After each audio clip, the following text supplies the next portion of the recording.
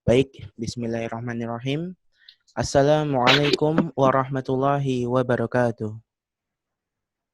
Waalaikumsalam warahmatullahi wabarakatuh. Assalamualaikum warahmatullahi wabarakatuh. Alhamdulillahirabbil alamin. Wa bihi nasta'inu ala umurid dunya waddin. Assalatu wassalamu ala asrafil anbiya'i wal mursalin wa ala alihi wa ashabihi ajma'in. Amma ba'd. Yang terhormat Ustadz Dr. Adian Husaini selaku narasumber pada acara webinar pada siang hari ini. Yang kami hormati Bapak Sungkono MPD selaku pembina UKMF Keluarga Muslim Ilmu Pendidikan, serta teman-temanku semua yang saya banggakan.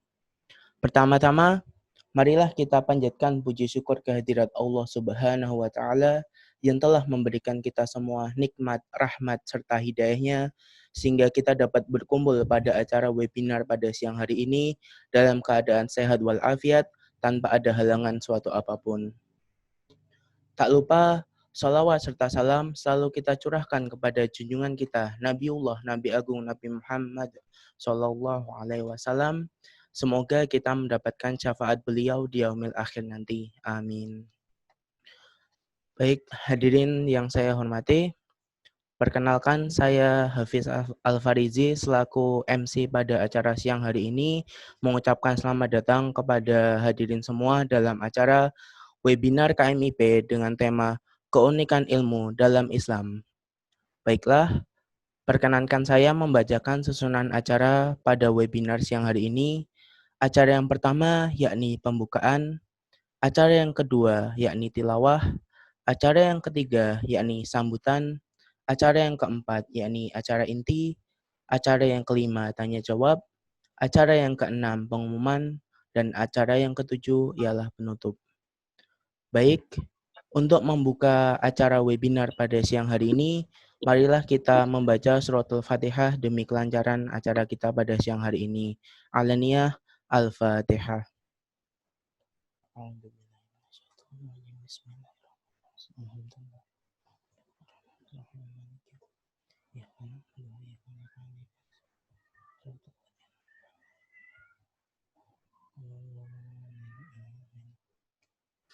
Alhamdulillah. Baik, acara selanjutnya ialah tilawah yang akan dibawakan oleh Saudara Doni Fatur Rahman. Kepada Saudara Doni Fatur Rahman, kami persilahkan. Assalamualaikum warahmatullahi wabarakatuh. Assalamualaikum warahmatullahi wabarakatuh.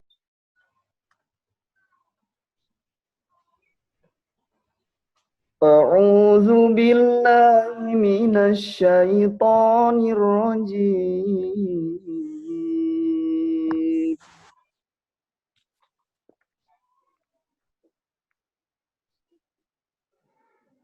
Bismillahirrahmanirrahim.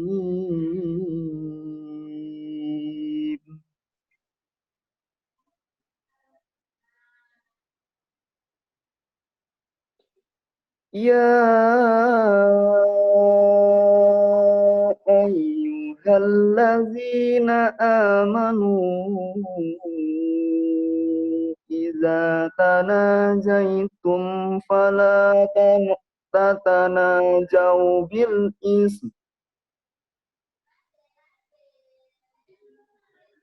فلا تتناجوا بالإثم والعدوان ومعصية الرسول وتناجوا بالبر والتقوى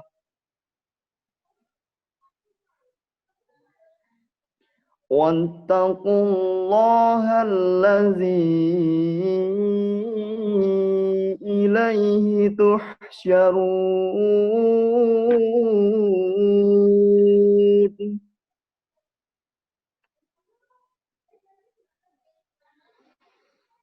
إنما النجوى من الشيطان ليحزن الذين آمنوا الذين آمنوا وليس بضارهم شيئا إلا بإذن الله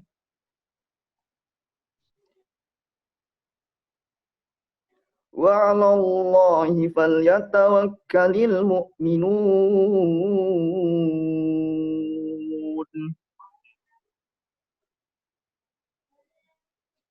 يا أيها الذين آمنوا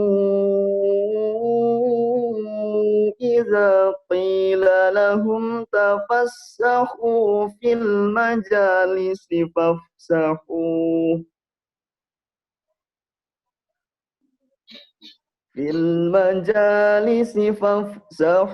يفسح الله لكم وإذا قيل انشزوا فانشزوا يرفع الله الذين آمنوا منكم والذين أوتوا العلم درجات والله بما تعملون خبير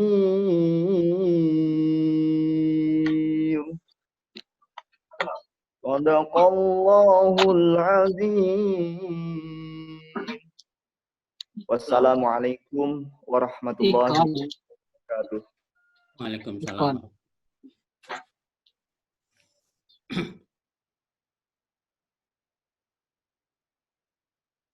Terima kasih kepada Saudara Doni yang telah membacakan tilawah. Semoga dengan bacaan tilawah tadi dapat menambah keberkahan serta kelancaran acara kita pada siang hari ini. Acara selanjutnya ialah sambutan yang akan disampaikan oleh Pembina UKMF Keluarga Muslim Ilmu Pendidikan, yaitu Bapak Sungkono MPD. Kepada Bapak Sungkono MPD, kami persilahkan.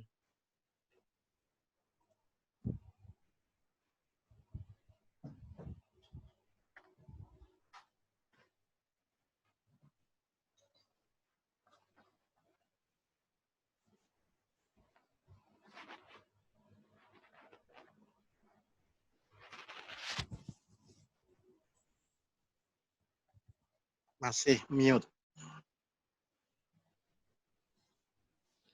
Mohon maaf Pak Sungkono, itu mic-nya masih belum di-on-kan. Iya, mati. Maaf, mati tadi. Oke, saya ulangi. Assalamualaikum warahmatullahi wabarakatuh. Waalaikumsalam warahmatullahi wabarakatuh. Nahmaduhu wa nasta'inuhu wa nastaghfiruh wa na'udzu billahi min syururi anfusina wa min sayyiati a'malina may yahdihillahu fala mudilla lahu wa may yudlil fala hadiyalah.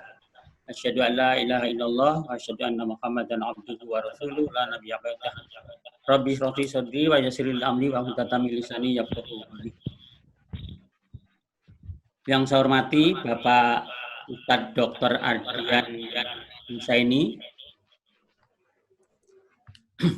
dan dari Depok ya. Beliau Ketua Program Doktor Pendidikan Islam Universitas Ibnu Khaldun Bogor dan juga sekaligus sebagai Direktur At-Taqwa College Pesantren At-Taqwa Depok ya. Terima kasih banyak Bapak Ustadz atas kehadirannya dalam forum ini dan juga berkenan Bapak untuk mengisi webinar, seminar pada yang hari ini. Yang berbahagia Saudara pengurus KMIP dan juga panitia webinar dan seluruh peserta webinar yang saya hormati, yang berbahagia. Pertama-tama saya sampaikan selamat datang di acara webinar ini yang diselenggarakan oleh Keluarga Muslim Ilmu Pendidikan, Fakultas Ilmu Pendidikan Universitas Negeri Yogyakarta. Selamat datang dan juga terima kasih atas partisipasinya pada kesempatan hari ini. Selanjutnya, saya selaku pembina UKMF KMIP. Pertama, memamitkan Bapak Wakil Dekan bidang kemahasiswaan dan alumni. Beliau pamit tidak bisa hadir pada forum ini karena kebetulan beliau ada acara yang bersamaan dan tidak bisa ditinggalkan, sehingga mewakilan pada saya untuk mendampingi acara ini. Saudara-saudara yang berbahagia, terutama Pak Ustadz, sekali lagi terima kasih banyak atas kesediaan Bapak untuk mengisi webinar ini. Dan para mahasiswa memohon Bapak untuk berkenan mengupas tentang keunikan konsep ilmu dalam Islam. Sebagaimana kita ketahui bersama, memang ilmu sangat-sangat berperan penting dalam kehidupan kita. Sehingga kalau kita ingin selamat dunia harus dengan ilmu, selamat di akhirat juga dengan ilmu. Apabila kita ingin selamat keduanya, dunia akhirat juga dengan ilmu. Tadi sudah dibacakan oleh saudara Qori, ya, bahwa dalam surat Al-Mujadalah ayat 11 tadi, dalam petikannya, yarfa'illahul ladzina amanu walladzi utul ilma darajat. Jadi Allah akan mengangkat orang-orang yang beriman dan berilmu di antara kamu dengan beberapa derajat dalam derajat. Jadi jelas sekali Allah berfirman begitu, bahwa ini akan membedakan kita antara orang yang berilmu dan tidak berilmu. Sehingga saya senang sekali saudara-saudara panitia mengangkat tema ini untuk kita bahas pada siang hari ini di kalangan kita para mahasiswa dan para pemirsa atau para peserta semuanya. Sehingga nanti tentunya kami mohon Bapak Ustadz untuk membedah ini, apa itu ilmu, sumber ilmu, dan bagaimana agar ilmu itu tetap langgeng, tetap bermanfaat bagi kemasyarakatan kita bersama. Mungkin secara singkat itu yang bisa saya sampaikan. Mari kita sama-sama simak, ikuti tausiah ataupun pembahasan tentang konsep ilmu dalam Islam yang akan disampaikan oleh Bapak Dr. Adian Husaini, ya.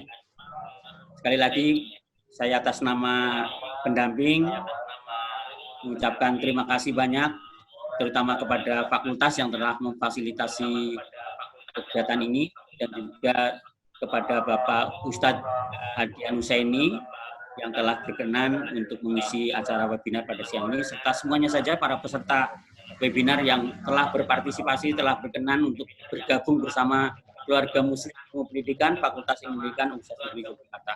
Mungkin sekian saja. Terima kasih yang bisa kami sampaikan kepada Pak Ustadz dan semuanya saja. Billahi taufiq wal hidayah. Wassalamualaikum warahmatullahi wabarakatuh.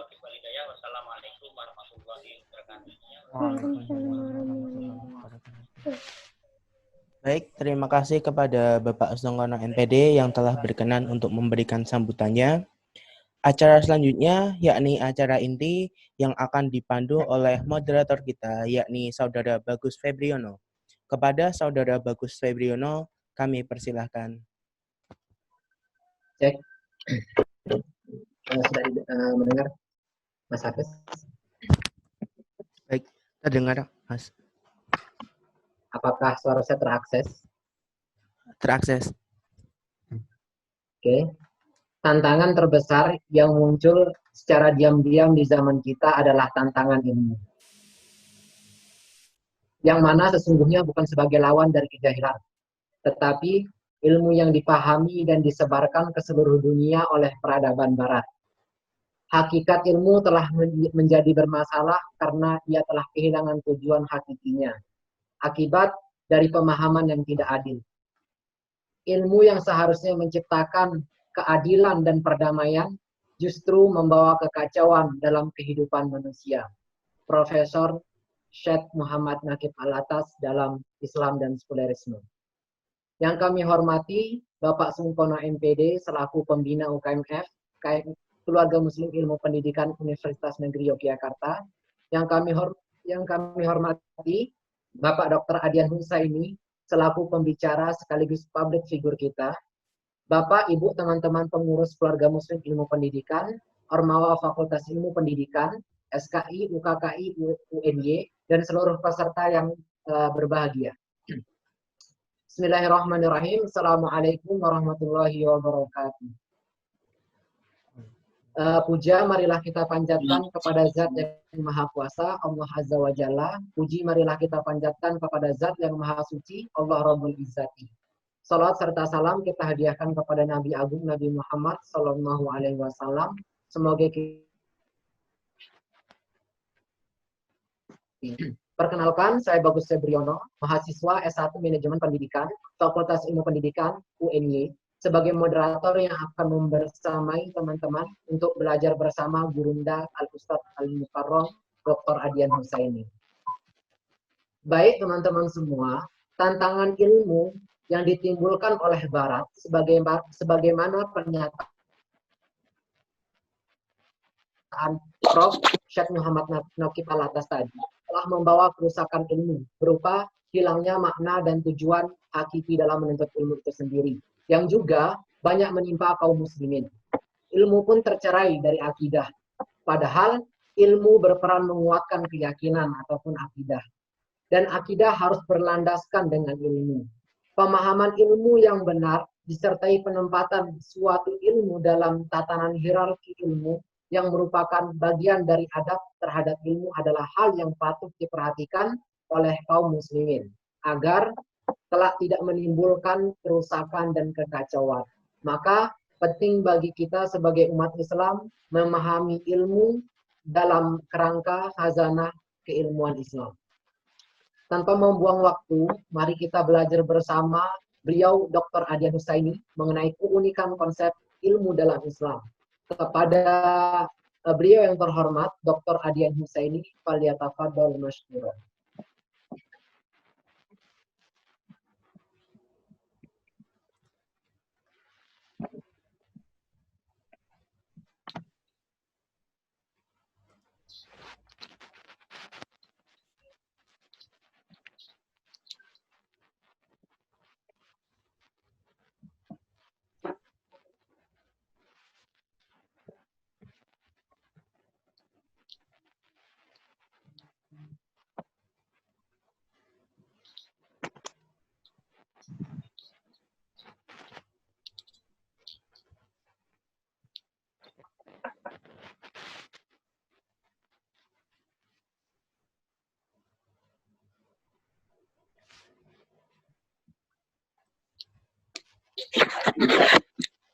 Sudah mulai ya?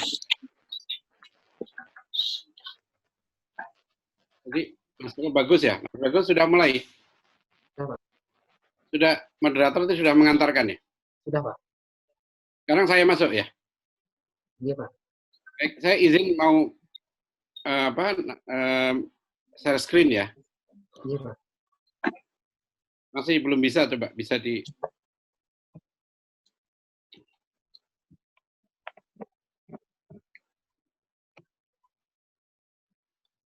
Bisa diatur nggak? Sebentar. Nah, masih belum bisa.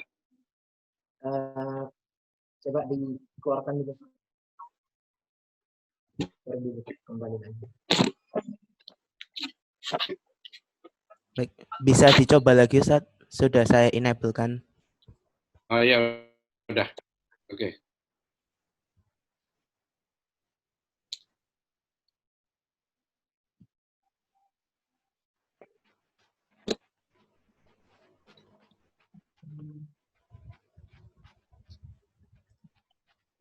Sudah masuk ya? Sudah bisa kelihatan?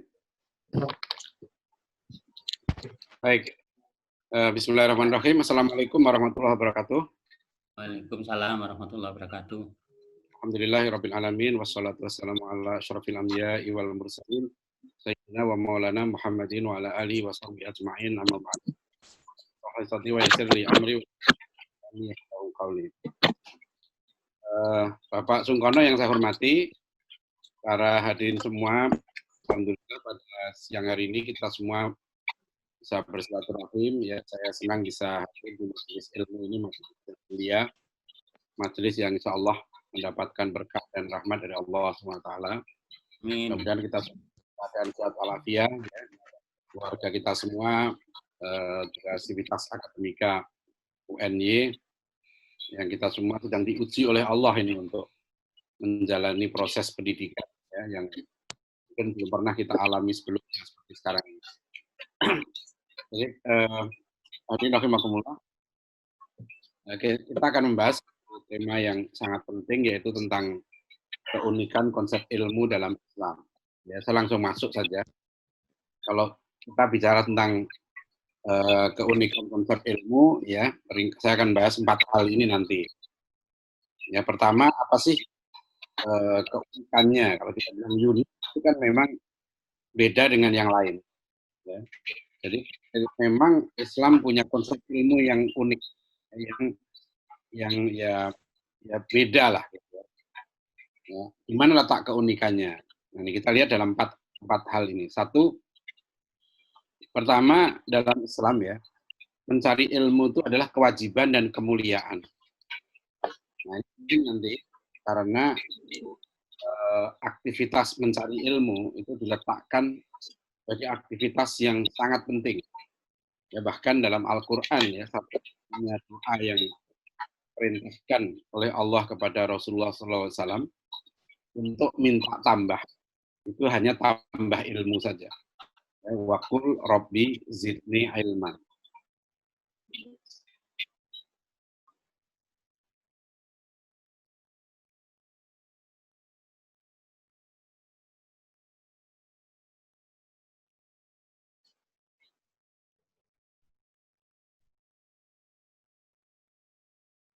Ya, katakanlah Muhammad juga surat Al-Mujadalah, orang yang beriman dan beramal soleh, maksudnya pasti mencari ilmu itu kewajiban.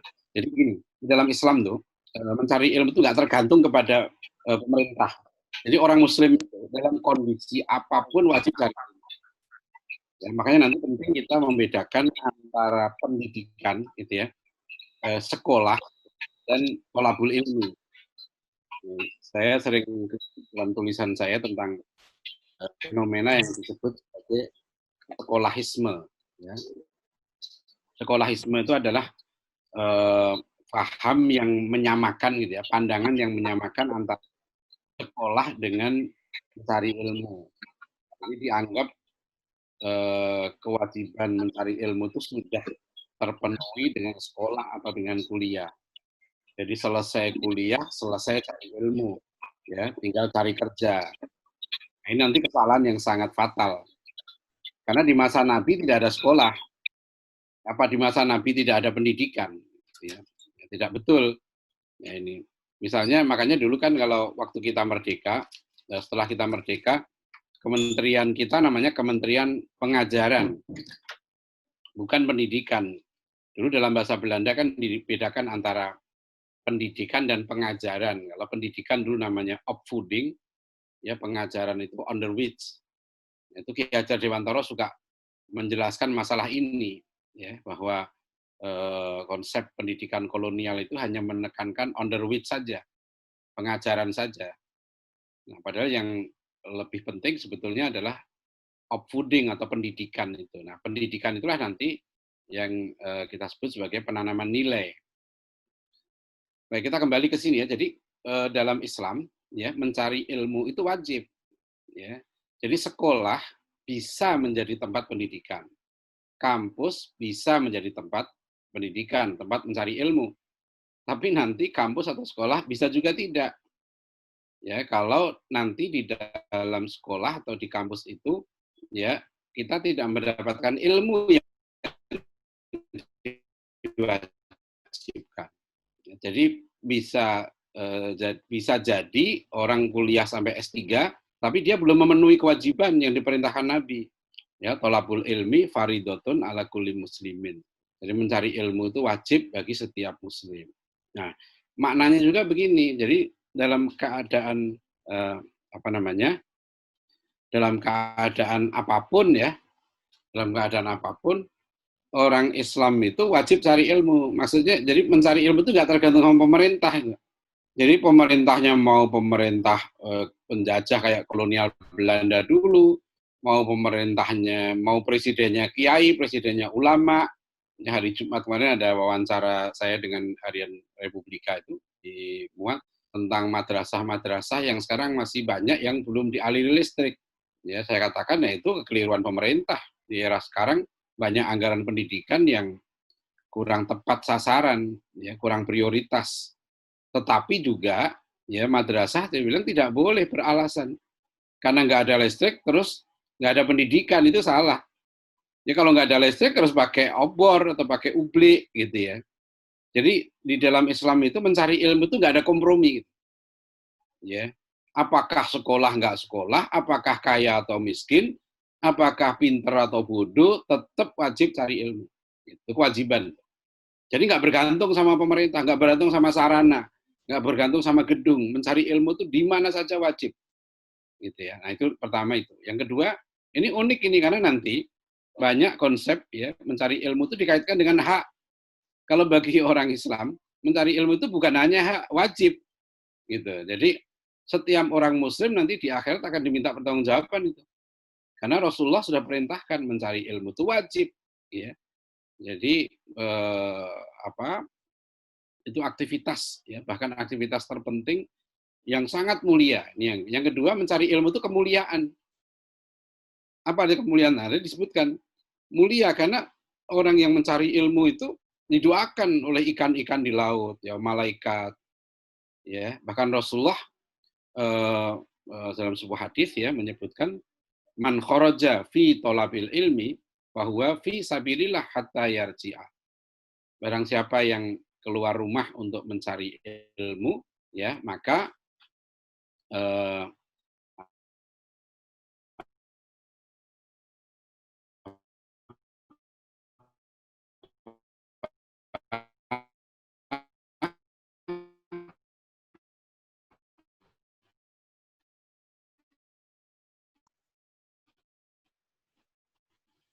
dia sedang zoom begini mencari ilmu, nggak perlu keluar rumah ya cari ilmu, maka dia dinilai sedang begini. Jadi sangat mulia ya aktivitas mencari ilmu. Oleh karena itu kalau kita lihat ya para sahabat Rasulullah dulu mereka adalah orang-orang yang haus ilmu. Ya, mencari ilmu itu merupakan satu kehausan. Ilmu itu satu kebutuhan. Ya, jadi kalau di sini nanti kita bisa mengevaluasi itu. Ya kalau orang mencari ilmu gitu ya, kuliah, sekolah, banyak-banyak belajar, tapi tidak merasakan nikmatnya ilmu, nah berarti keliru dia menyajikan hidangan ilmu, karena ilmu itu seperti hidangan.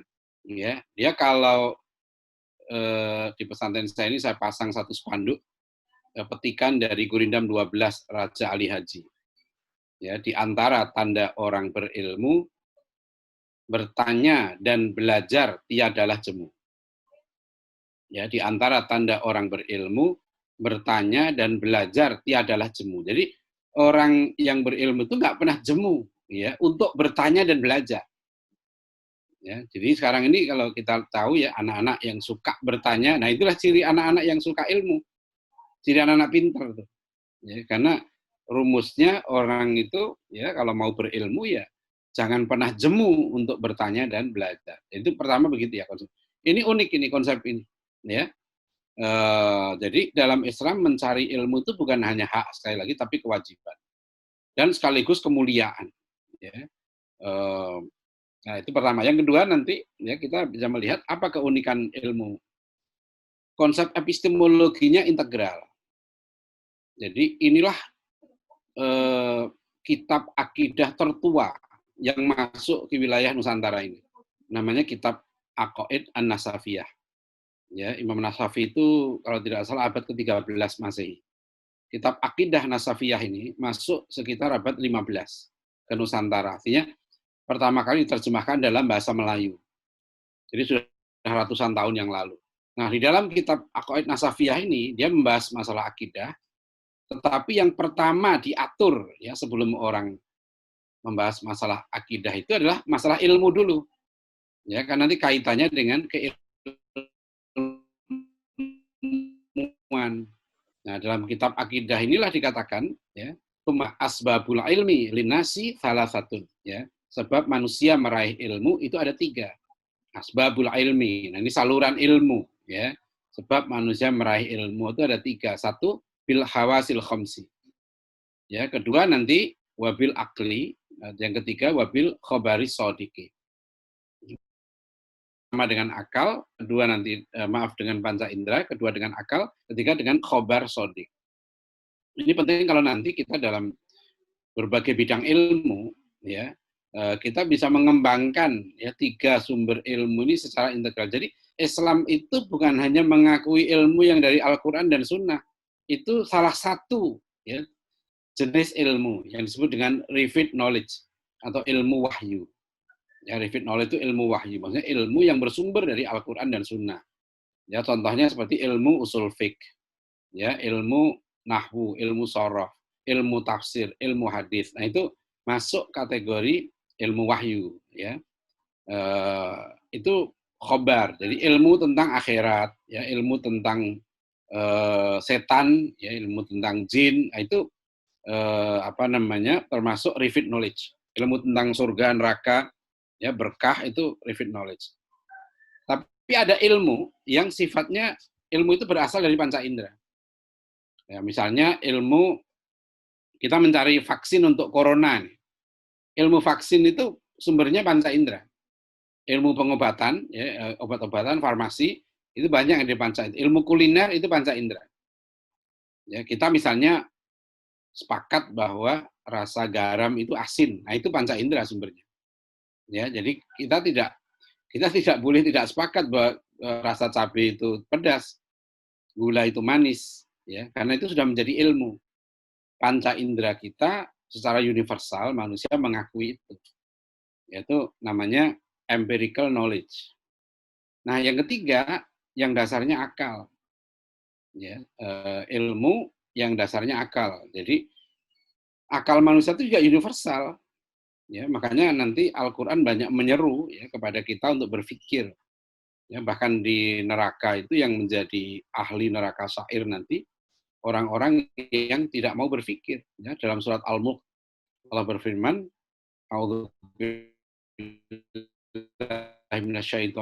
Bismillahirrahmanirrahim. Wa qalu law kunna nasma'u aw naqilu ma kunna fi ashabis sa'ir. Ya, mereka para penghuni neraka itu berkata, andekan kami dulu ya di dunia mau mendengar dan mau berpikir, ya, au naqilu ma kunna fi ashabis sa'ir. Ya, maka kami tidak akan menjadi penghuni neraka. Jadi banyak manusia itu nanti masuk neraka karena malas berpikir. Ya, tidak mau menggunakan pikirannya. Mengapa mereka tidak bisa menggunakan pikirannya? Pertama, karena mereka sudah terjerat hawa nafsunya. Jadi dalam surat Al-Jathiyah ayat 23 disebutkan, afara'aita man ittakhadha ilahahu hawahu. Ya, apakah tidak kamu perhatikan orang-orang yang telah menjadikan hawa nafsunya ilahahu, ya, sebagai tuhannya. Nah, jadi ada manusia-manusia yang telah menuhankan hawa nafsunya. Ya, menyembah hawa nafsunya, menuruti hawa nafsunya. Nah, ya, hawa nafsu termasuk syahwat kekuasaan, ya, syahwat makanan. Sudah orang kalau sudah gila ini, bisa katakan gila gitu ya. Nah, itu dia panca indera, akalnya sudah nggak berfungsi di situ. Ya, fa'adallahu ala ilmin wa khatama ala qalbihi, ya, wa sam'ihi wa ja'ala ala basarihi ghishawah. Jadi kalau orang sudah dicengkeram hawa nafsu, ya, maka yang terjadi apa? Orang ini sudah lumpuh gitu ya. Hatinya, akalnya, pendengarannya dan penglihatannya. Nah, itu sudah nggak berguna karena sudah dikuasai hawa nafsunya. Jadi akal ini penting, ya, salah satu sumber ilmu. Nah, dan sifat dari ketiga hal ini ya, dalam Islam nanti adalah sifatnya integral. Integral maksudnya apa? Ketiganya ini harus diletakkan, disatukan, ya, atau dipadukan secara proporsional. Contoh begini ya, misalnya ya, sekarang ini misalnya musim corona nih, gitu ya. Bagaimana memahami virus corona ini? Nah, ini beda nih. Kalau orang yang berilmu ya Islami, ilmunya Islami, dia akan menggunakan ketiga ya jenis ilmu ini. Jadi empirical knowledge, rational knowledge, dan revealed knowledge itu menjadi satu. Ya, misalnya begini. Kalau orang Muslim ya melihat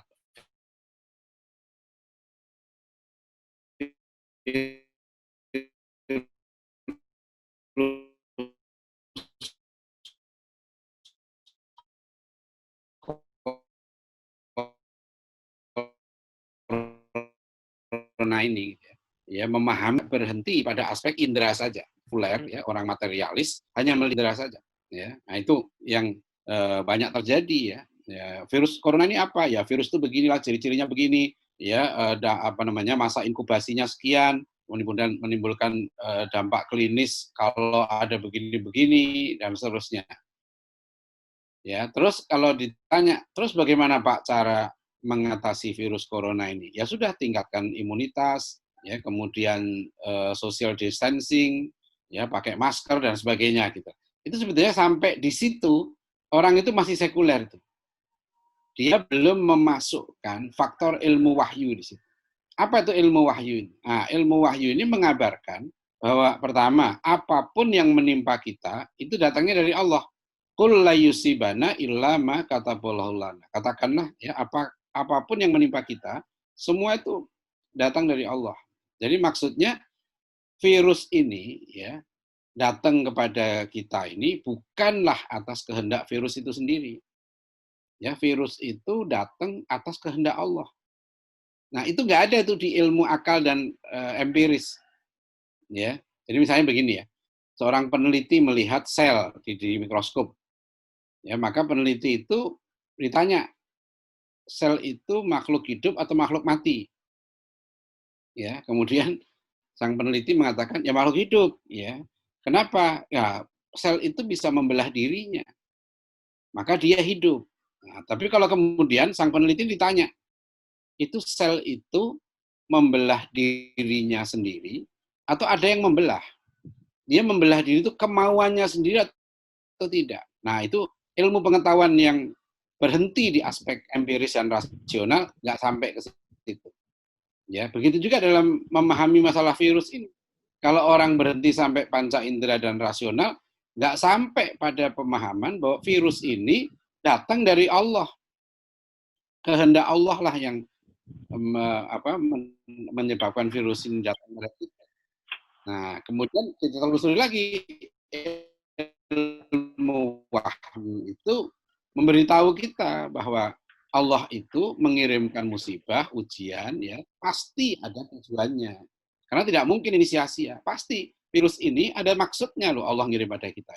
Nah di situ Mas, itu hanya bisa didapat dari khobar sodik namanya ya, true report, ilmu yang kabar yang benar. Jadi, kedua itu, jadi itu integral. Begitu juga kalau kita mengatasi masalah ekonomi dan sebagainya, gunakan 3 pendekatan ini. Jadi kalau misalnya ditanya, terus Pak gimana Pak, misalnya Satgas COVID-19 ditanya, terus gimana Pak cara ngatasi virus corona ini? Nah, cara ngatasi virus corona ini, ya kan, kita juga mendekatkan 3 pendekatan integral ini, 3 sumber ilmu itu. Pertama, social distancing, ya, pakai masker. Ya, kemudian ketiga tingkatkan imunitas tubuh, berolahraga, berjemur, sinar matahari waktu pagi, karena semua itu aktivitas yang insya Allah meningkatkan imunitas kita. Dan satu lagi, nah kalau dia tidak sekuler ya, dia ilmuwan Muslim, dia sampai pada kesimpulan dan jangan maksiat kepada Allah, banyaklah berdoa kepada Allah, ya karena apa? Karena hanya dengan doa lah ya yang bisa menolak ya ketentuan Allah. Rasulullah bersabda la yaruddul qada illa doa. Tidak ada yang bisa menolak ya takdir itu, qada itu kecuali doa. Nah, dan itu namanya pendekatan yang integratif ya. Jadi kita sekarang ini kan sepertinya mungkin sudah banyak sekarang kalangan masyarakat yang sudah sudah jangankan kalau saya ada beberapa grup WA dengan banyak dokter gitu. Kadang-kadang dokter pun juga sudah apa lagi nih ya yang dilakukan ini sudah begini, kok virusnya nggak nurun-nurun malah naik terus. Sampai akhirnya udah, ya sudahlah. Nah, itu nggak cukup tuh. Ya, mestinya ya kita sarankan misalnya Pak Presiden, Wakil Presiden kan ulama ya kan. Keluarkanlah kepres gitu. Apa kepres misalnya? Ya kepres sholat tahajud gitu loh, ya kan? Kepres sholat duha, ya kepres sholat jamaah, mengajak masyarakat kita semakin mendekatkan diri pada Allah, ya kan? Presiden mengimbau jangan curang, jangan korupsi, ya laksanakan sholat tepat pada waktunya dan seterusnya, kasih contoh gitu loh. Semua sekarang ini saatnya, ya kan? Bangsa kita ini melakukan pertobatan nasional gitu loh. Supaya Allah mengampuni dosa-dosa kita, ya kesombongan kita dan seterusnya. Nah, jadi pendekatannya seperti itu. Mohon ya Allah, ya angkatlah virus ini gitu loh. Jadi jangan hanya berhenti pada aspek panca indera dan akal, ya. Wong virus ini datang bukan kemauan sendiri kok. Ya, ada beberapa tulisan-tulisan yang kita lawan virus gitu ya. Kita hancurkan virus ini. Ya kasihan virusnya, ya maksudnya itu virus itu datang dikirim oleh Allah, ya. Jadi itu hakikatnya, makanya kita pun mintalah kepada Allah supaya Allah tarik nih virus ini, diangkat nih virus ini.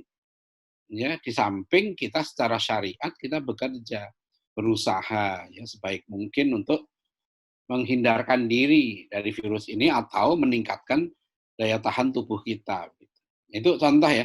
Jadi ini keunikan ilmu dalam Islam, ya tidak hanya berhenti di aspek rasional dan materi, ya nggak hanya berhenti sampai di situ. Sama juga misalnya, ya utang kita tadi saya baca misalnya utang Indonesia ini sudah 5.200 triliun. Waduh ngeri banget tuh. Ya saya ingat betul saya waktu masih jadi wartawan di Istana Negara ya, saya terakhir tahun 98 lah jadi wartawan di Istana itu, utang kita waktu itu di kisaran angka 1.500-an ingat saya. 1.500 US dollar. Sekarang ini utang kita sudah nambah lagi nih. Ya, 5.200 US dollar. Ya, dulu waktu itu saya hitung-hitung kalau utang itu dibagi tiap penduduk Indonesia bisa jadi begitu bayi lahir itu di keningnya sudah tertulis utang 7 juta rupiah. Ya, zaman tahun 90-an tuh, saya hitung-hitung di situ tuh. Jadi Indonesia itu begitu bayi pecotot lahir, langsung di keningnya tertulis bayar utang 7 juta. Itu waktu masih utang kita berapa? 1.500 triliun. Nah sekarang ini kita sudah 5.200 triliun. Ya. Nah, kalau saya punya anak 7 gitu ya, itu bisa dihitung tuh. Ya, berapa tiap anak begitu lahir, nah sekian yang harus dibayar karena utang-utang itu kita bayar loh pakai APBN, ya bukan gratisan. Nah itu jadi maksudnya saya mau mengatakan begini. Nah misalnya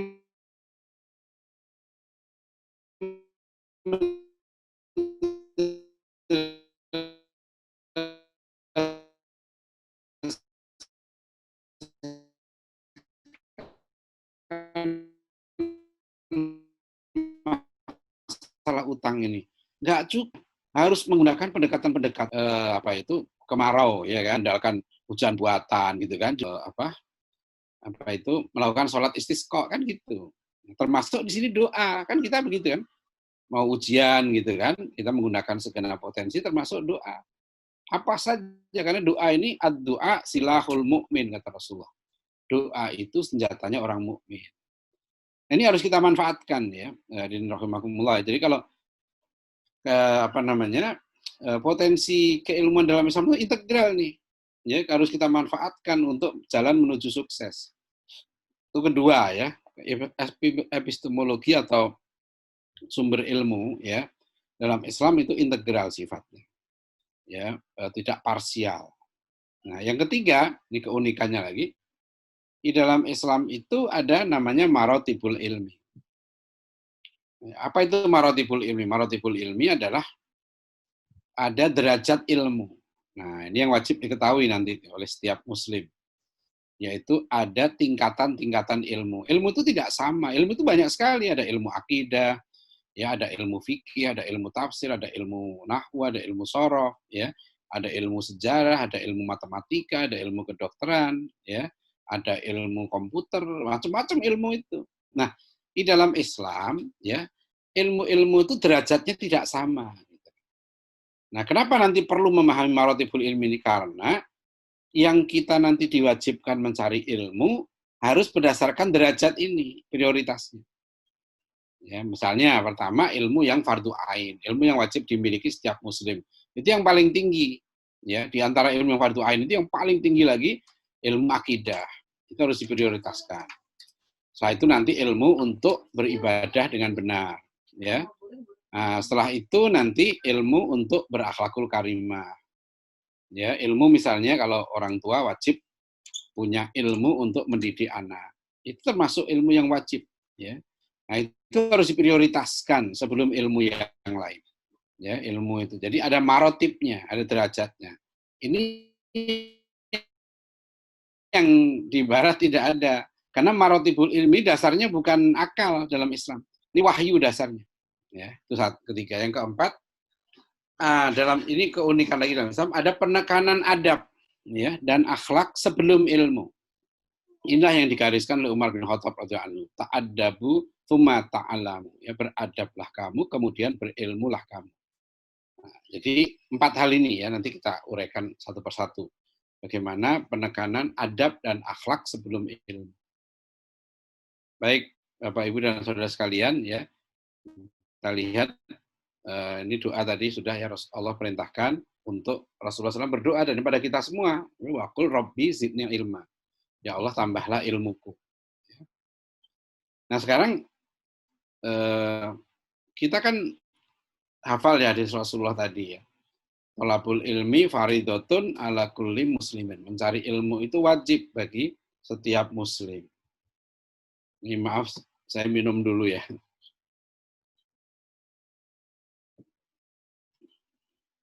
Nah, silakan kalau yang mau minum, silakan. Jadi, mencari ilmu itu wajib, kata Rasulullah, bagi setiap muslim. Ya, bukan kolektif ya, bagi semua orang Islam, bukan. Setiap muslim, ala kulli muslimin. Ya. Jadi mencari ilmu itu wajib. Jadi hadis Nabi itu yang wajib mencari ilmu. Bukan cari sekolah, bukan cari kampus. Jadi nanti maksudnya apa?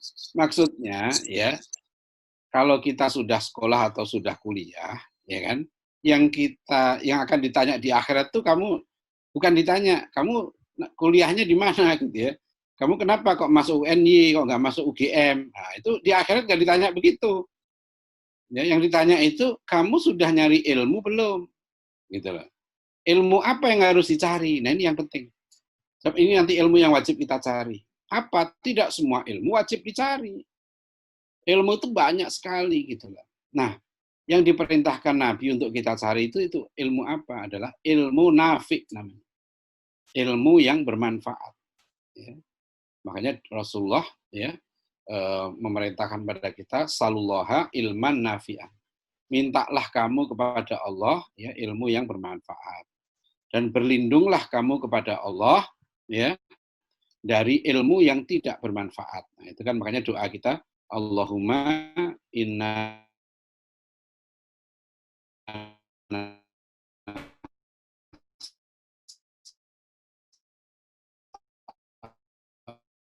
luka ilman nafi'an. Nah, pertanyaannya ya. Nah, sekarang apa itu ilmu yang bermanfaat? Ini nah, masalahnya begini. Di dalam kurikulum pendidikan kita ya pada umumnya itu tidak ada definisi ilmu yang bermanfaat. Kita disuruh nyari ilmu nih. Tapi ya, setahu saya ya di kampus-kampus kita dari bukan hanya di kampus ya di sekolah sampai TK, SD, SMP, SMA, perguruan tinggi itu tidak ada definisi ilmu yang wajib dicari tadi. Apa itu ilmu yang bermanfaat? Nah, kalau saya dulu di kampung ya di Bojonegoro itu saya dulu tinggal di Padangan ya, Desa Kuncen. Dulu kalau saya waktu SMP, pagi sekolah SMP, malam itu ngaji ya.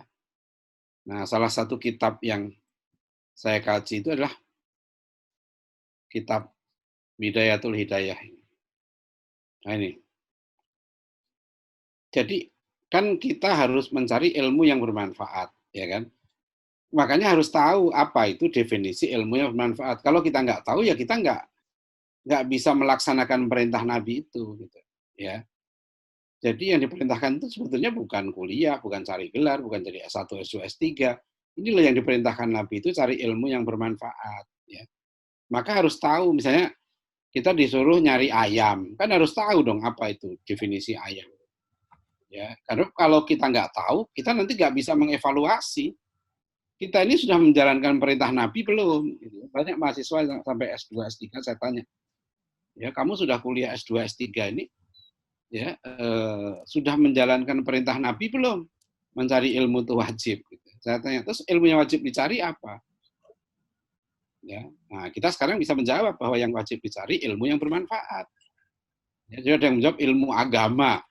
Belum tentu. Ilmu agama itu tidak semua ya wajib dicari oleh setiap muslim.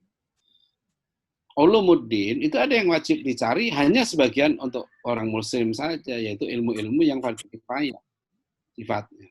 Nah, ilmu yang nafi wajib dicari oleh setiap muslim. Apa itu ilmu yang bermanfaat? Nah ini.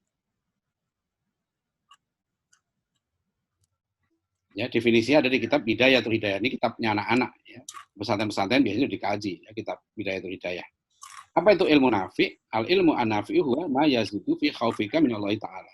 Ilmu yang bermanfaat itu ilmu yang menambah ya rasa takutmu pada Allah Subhanahu wa taala.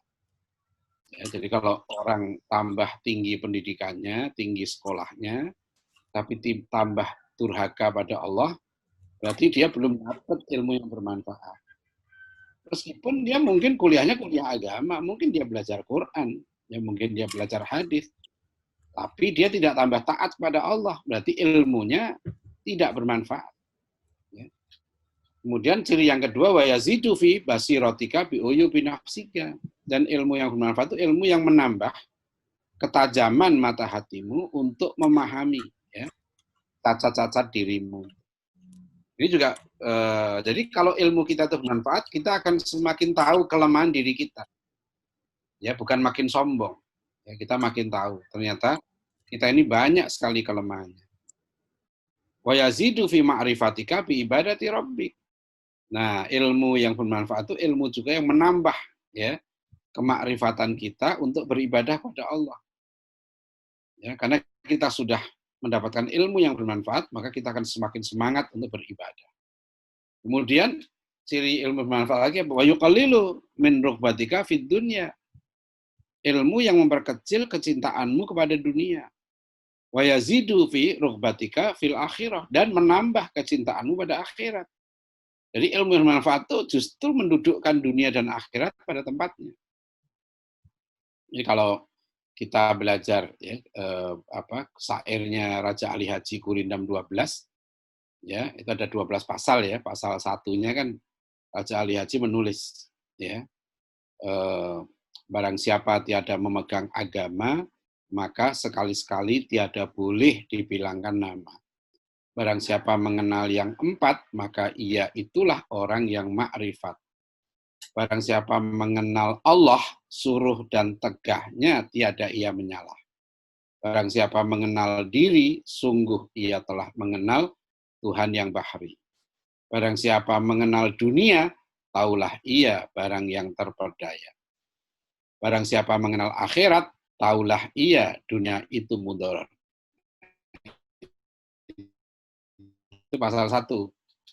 Ya, pasal 1 Gurindam 12 ya, karangan sastrawan besar kita Raja Ali Haji. Itu indah sekali kalimat ini kan. Jadi kalau barang siapa mengenal Allah, maka pasti dia tidak akan mau menyalahi perintah dan larangan Allah gitu ya. Jadi orang yang memahami tadi itu kan, barang siapa mengenal dunia, taulah ia barang yang terperdaya. Makanya aneh kalau orang itu rebutan jabatan, ya kan, sampai korupsi, sampai kemudian menindas orang lain. Oh, itu berarti dia belum kenal dunia, berarti dia belum kenal akhirat. Kalau dia kenal dunia, dia tahu dunia terperdaya. Kalau dia kenal akhirat, tahu dunia itu mudhar. Karena di akhirat nanti, ya, yang orang yang hartanya banyak, orang yang jabatannya tinggi, semakin banyak ya perhitungan apa potensinya, amalnya dia, semakin lama dia ditanyai. Ya. Jadi itu ya. Wa yasidu fi basiratika bi afati amalika gitu ya. Jadi ilmu yang bermanfaat itu juga menambah ketajaman mata hati kita untuk mengenal ya cacat-cacat amal perbuatan kita. Amal perbuatan kita ini mungkin ada kelemahannya, dan itu harus kita evaluasi terus-menerus. Inilah ilmu yang diwajibkan sebetulnya, ya, yaitu ilmu nafi. Nah, malah Imam Asy-Syafi'i rahimahullah mengatakan laisal ilmu ma hufidha walakinnal ilma ma nafa'a.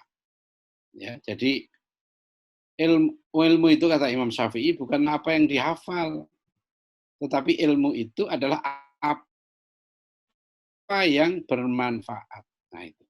Ya, ini rumusnya Imam Syafi'i ini. Jadi kalau orang punya ilmu, bukan apa yang dia kuasai ilmunya, tapi ilmunya itu bermanfaat atau tidak. Nah itulah hakikat ilmu. Ilmu itu adalah sesuatu yang bermanfaat. Jadi kalau tidak bermanfaat, sebetulnya tidak layak dikatakan ilmu dalam arti yang sebenarnya. Karena ilmu itu yang mengantarkan seorang manusia untuk semakin dekat dengan Tuhannya.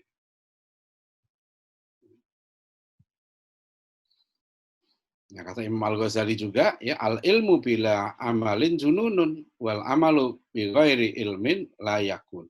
Ya. Jadi ilmu tanpa amal itu gila, ya, dan amal tanpa ilmu itu tidak ada nilainya.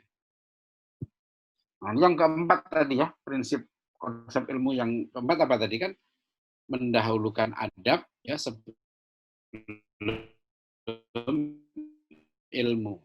Ya, akhlakul karimah sebelum ilmu. Nah, ini yang tadi saya bilang rumusan Umar bin Khattab, ya. Ta'addabu tsumma ta'allam. Ya, beradablah kamu, kemudian berilmulah kamu. Ini luar biasa nih ya. Jadi kita diingatkan ya. Ya, ini tadi yang saya sebutkan, misalnya Abdullah bin Wahab, murid Imam Malik mengatakan, "Ma ta'allamna min adabi Malikin aktsaru mimma ta'allamna min ilmihi." Apa yang kami pelajari dari Imam Malik, kami lebih banyak belajar adab ya daripada belajar ilmunya. Ya, ada murid beliau yang lain, murid Imam Malik mengatakan, ya, aku 20 tahun belajar sama Imam Malik. 18 tahun itu aku belajar akhlak saja, belajar adab saja. Setelah itu 2 tahun kemudian saya belajar ilmu.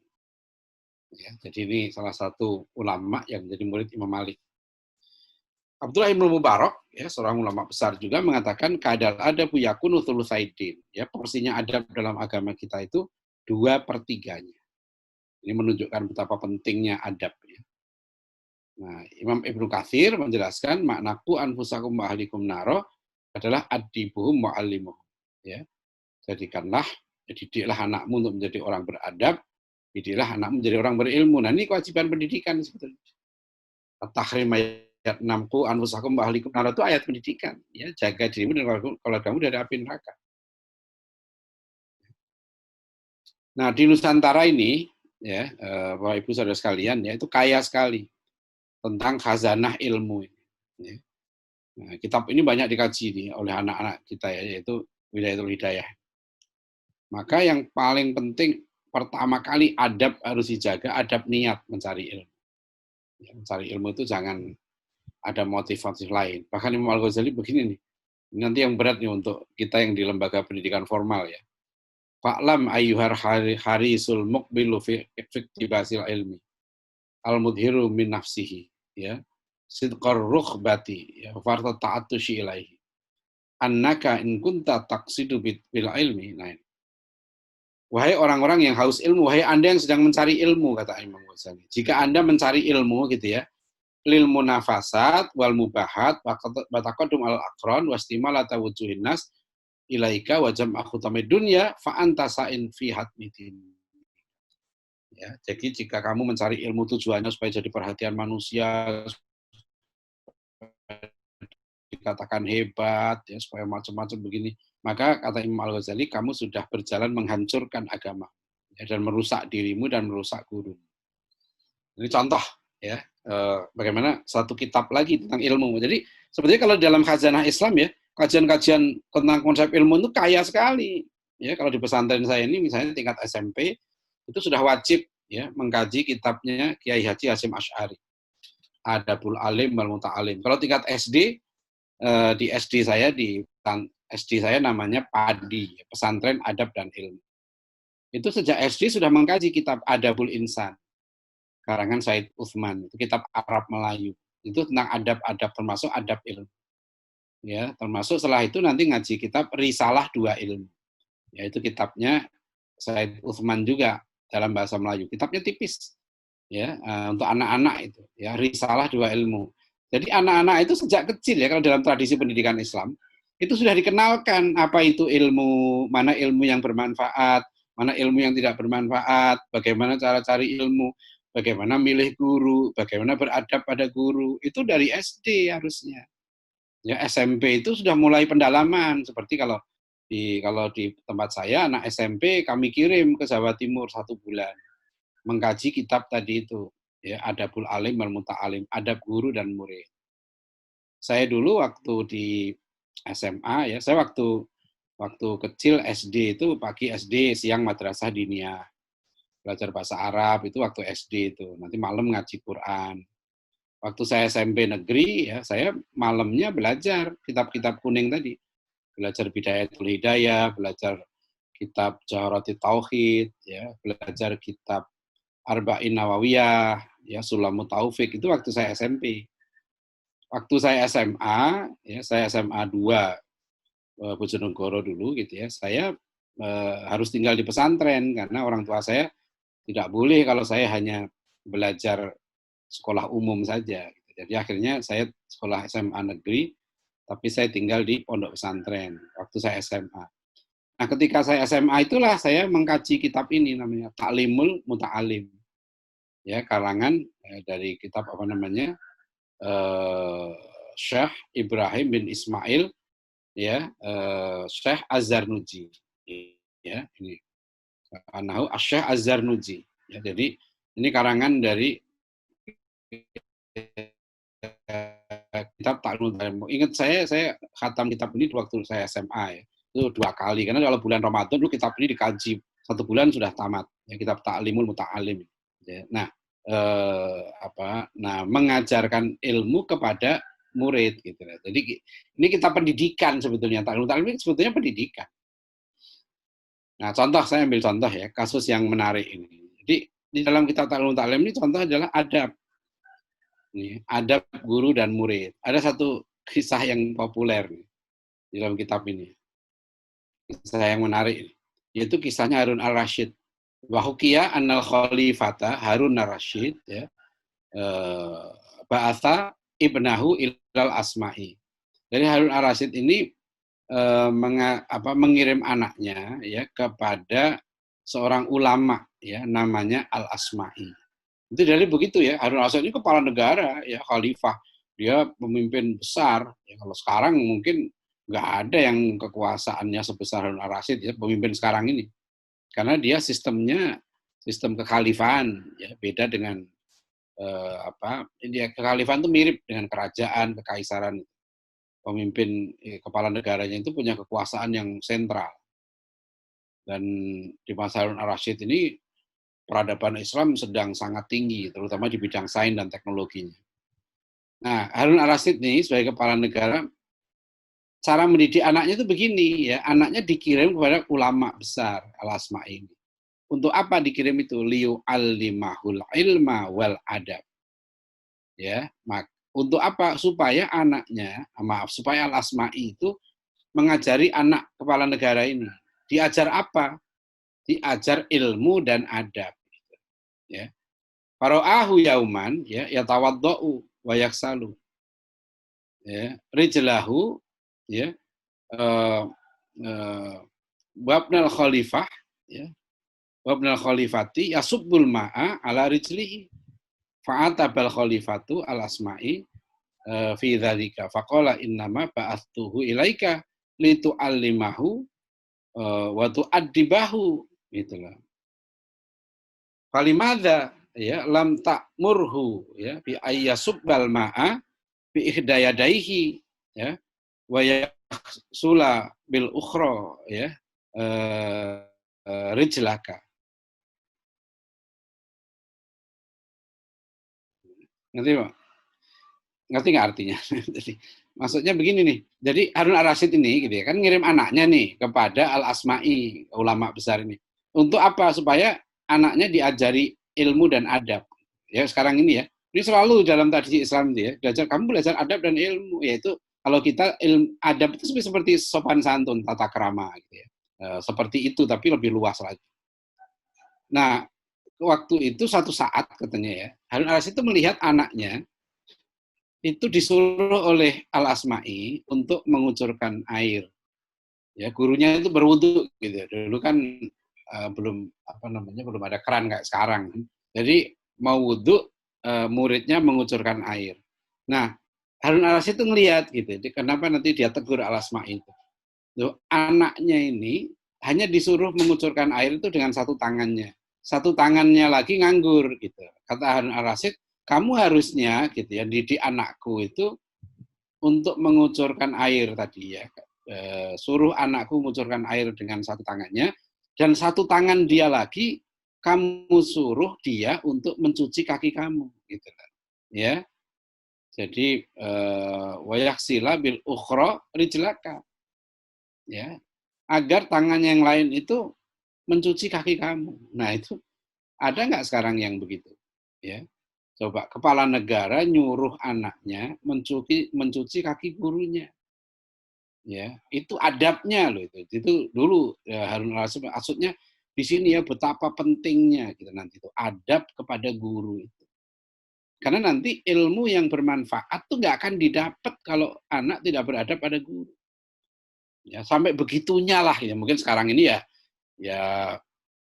aneh ya bentuk mencuci kaki gurunya gitu mungkin aneh ya kan, ya nyuci motornya aja lah, nyuci mobilnya ya, nyuci mobil dosen nggak apa-apa lah gitu ya, nggak usah nyuci kakinya. Tapi Harun Ar-Rasyid dulu menegur guru anaknya itu gara-gara tidak nyuruh anaknya mencuci kaki gurunya itu. Nah itu sikapnya. Maka nanti kenapa ya kita melihat seperti sekarang kan lagi ramai di Turki, Sultan Muhammad Al-Fatih yang membebaskan Konstantinopel, kemudian membeli masjid Hagia Sophia itu, ya orang sering lupa bahwa Muhammad Al-Fatih itu menjadi khalifah di umur 22 tahun. Ya, berapa tahun kemudian, mungkin berapa tahun ya, kalau nggak salah umur 25-an lah, beliau sudah menaklukkan Konstantinopel itu. Dan nanti hebatnya ya, itu nggak lepas ya adab Muhammad Al-Fatih kepada gurunya. Nah, gurunya itu yang hebat, namanya Syekh Al-Qorani dan Syekh Aksamsuddin.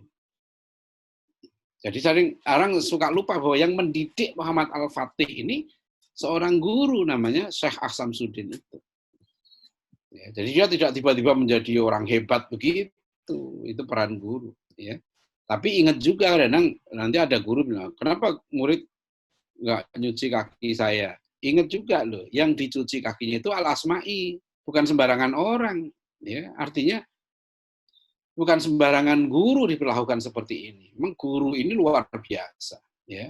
Guru yang sangat soleh, sangat ikhlas, ya. Guru yang ilmunya sangat luas.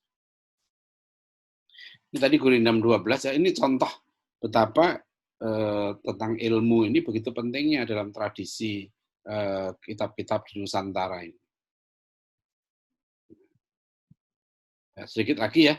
Nah sekarang ini ya Bapak Ibu hadirin sekalian ya kita menghadapi tantangan konsep ilmu yang tadi dibacakan oleh moderator tentang yang namanya confusion of knowledge ya. Ya Prof. Alatas memang mengatakan the greatest challenge of Muslim today is the challenge of knowledge. Ya, tantangan terberat atau terbesar yang dihadapi umat Islam sekarang adalah tantangan ilmu ya. Nah, karena dunia modern itu ya prinsipnya adalah menolak Tuhan. Ya, seperti yang dikatakan Jean-Paul Sartre ini, even if God existed, ya, it will still necessary to reject him. Since the idea of God negates our freedom. Bahkan andaikan Tuhan itu ada, maka wajib untuk menolaknya. Ya, karena ide tentang Tuhan membunuh kebebasan kita. Ini ceritanya panjang. Mengapa kemudian bangsa Barat, ya, sudah tidak menganggap lagi ya, Tuhan itu penting. Ya. Dalam dunia politik pun mereka sudah mengatakan bahwa politik itu sudah nggak ada kaitan dengan moral, kaitan dengan Tuhan. Nah, mereka sudah mengikuti pendapat Machiavelli, ya kan, yang mengatakan bahwa penguasa yang mau mempertahankan kekuasaannya, gitu ya, itu kata Machiavelli, ya, dia harus belajar menjadi jahat, ya, to learn how not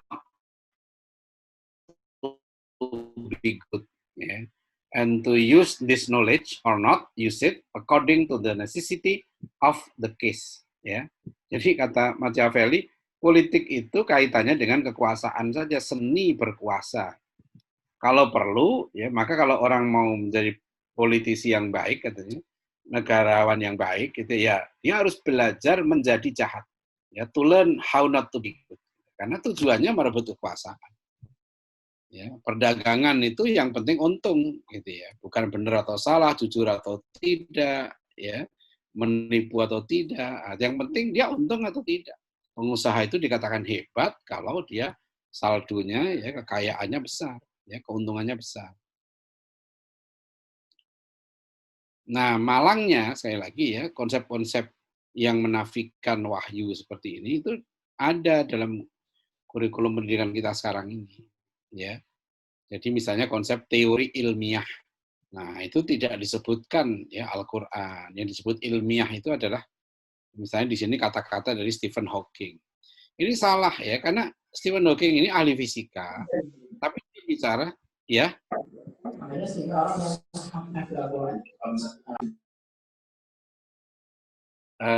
Halo?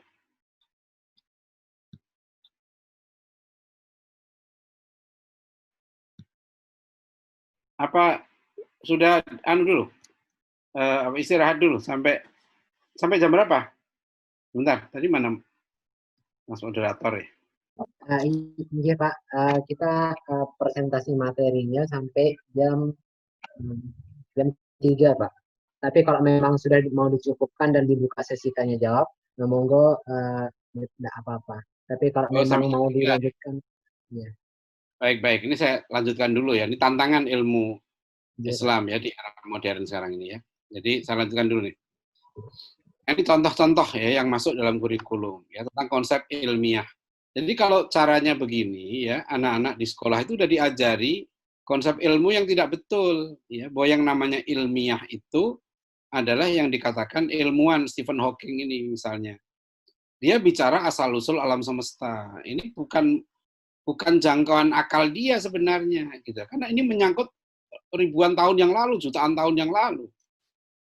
Ya, ini dugaan, bukan sampai ilmu. Kalau ilmu itu yang melahirkan kepastian.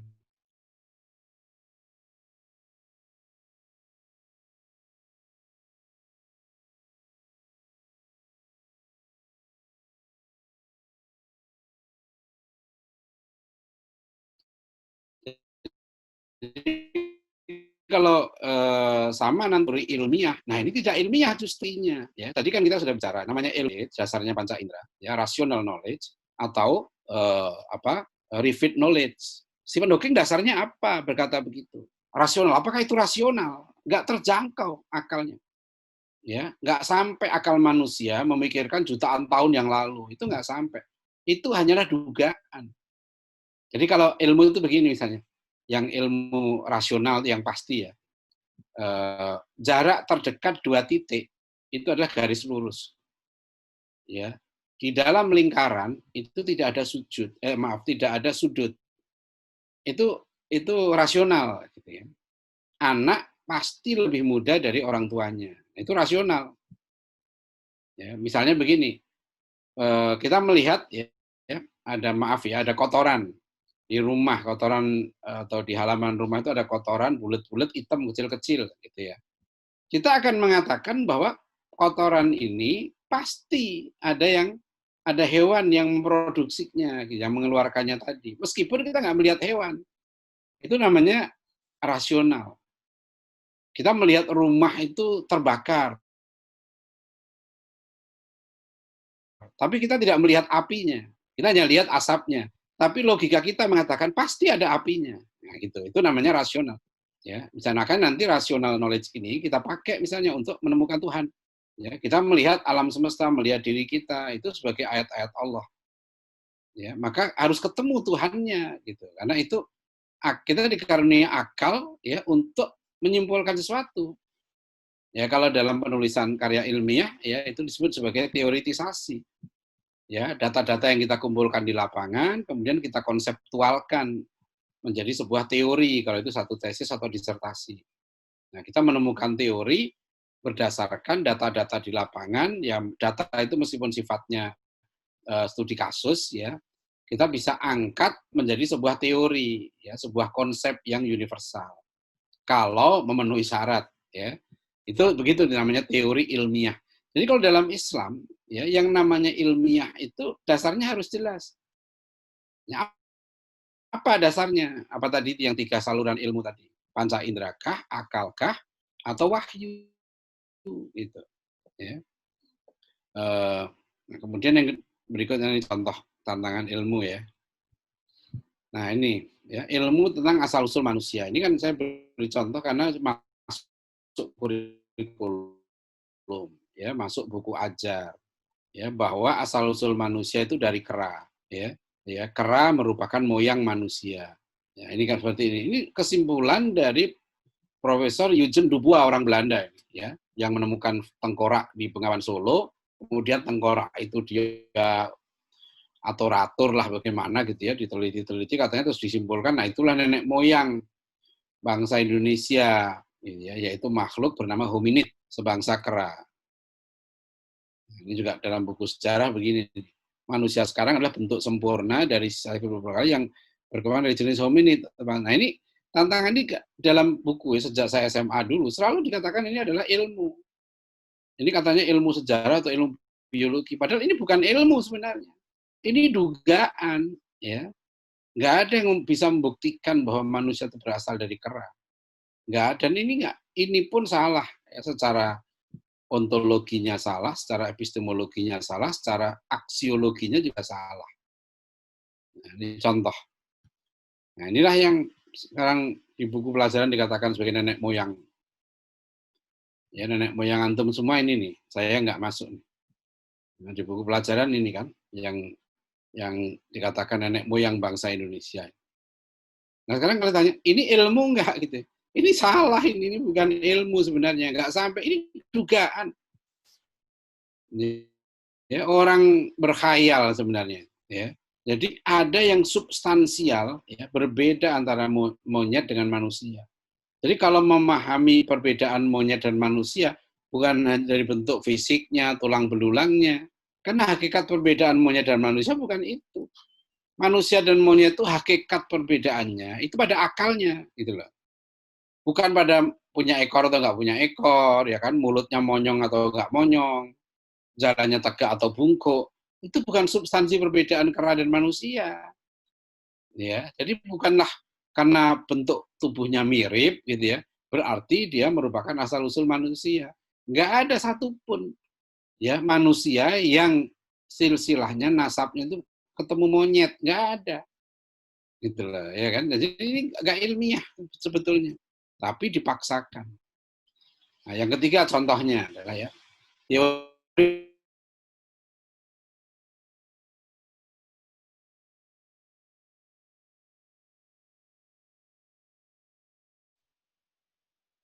Nah, saya sering tanya kepada para guru. Saya kasih contoh soal. Berikut ini tidak termasuk kebutuhan primer manusia. Tidak termasuk kebutuhan primer manusia. Ya. A, makan, B, minum, C, pakaian, D, berzikir. Nah, coba renungkan. Mana yang tidak termasuk kebutuhan primer manusia? A, makan, B, minum, C, pakaian, D, berzikir. Ya, kira-kira mana? Nah, baru di situ kita mungkin terbuka, ya. Selama ini ya yang diajarkan di sekolah-sekolah itu sangat materialistik. Ya, tidak melihat manusia ya sebagai objek ilmu atau secara utuh, ya. Manusia hanya ya dipersepsikan sebagai kelas tertinggi dari primata. Kan begitu, bentuk sempurna dari kera. Ya, itu sebenarnya kalau kera tahu tersinggung itu, karena itu berarti kan mengatakan kera itu nggak sempurna.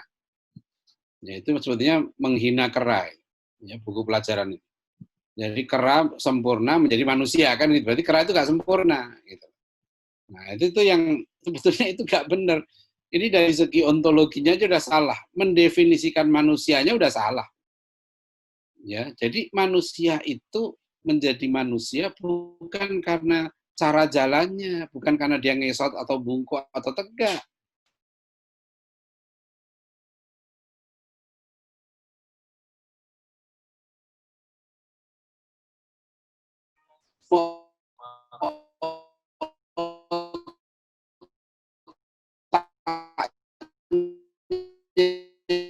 Yang diteliti, kuda Nil itu lebih besar ya daripada karena kita ada ruh.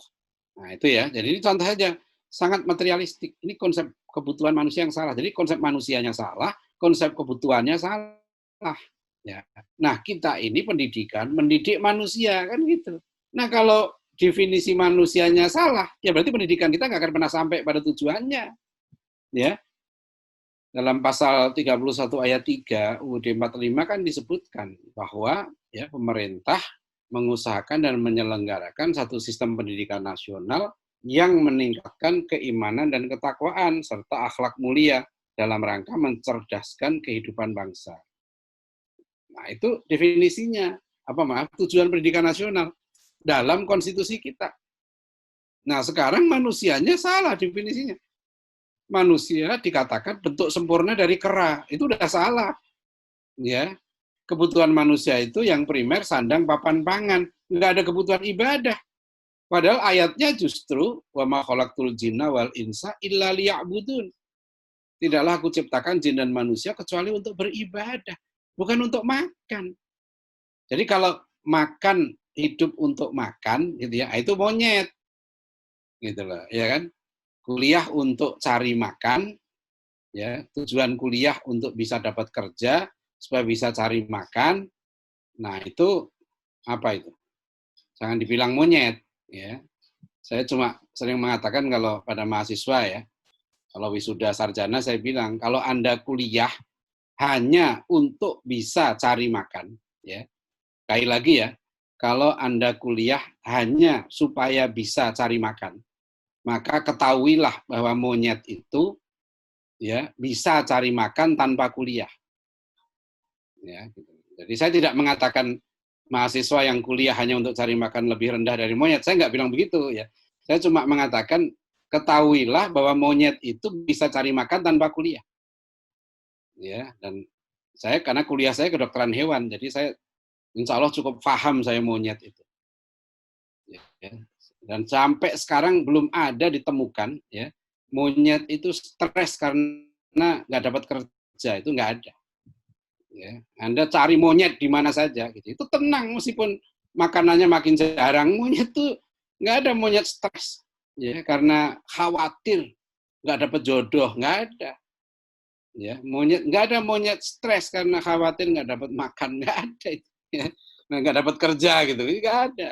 Ya, jadi ya, kuliah itu untuk cari ilmu yang benar supaya bisa menjadi hamba Allah yang baik, bisa menjadi manusia yang bermanfaat bagi sesama, ya bisa memperjuangkan kebenaran, ya bisa menjadi orang yang bermanfaat berguna. Gitu. Karena khairun nas anfa'uhum linnas, kata Rasulullah kan, orang yang terbaik itu yang bermanfaat bagi sesama. Ya kalau soal cari makan, ya nggak usah khawatir karena monyet aja bisa cari makan tanpa kuliah. Nah ini ya.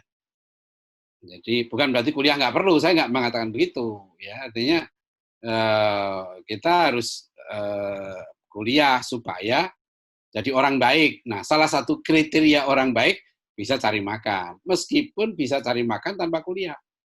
Ya jadi gitu. Jadi jangan dibalik-balik. Ya.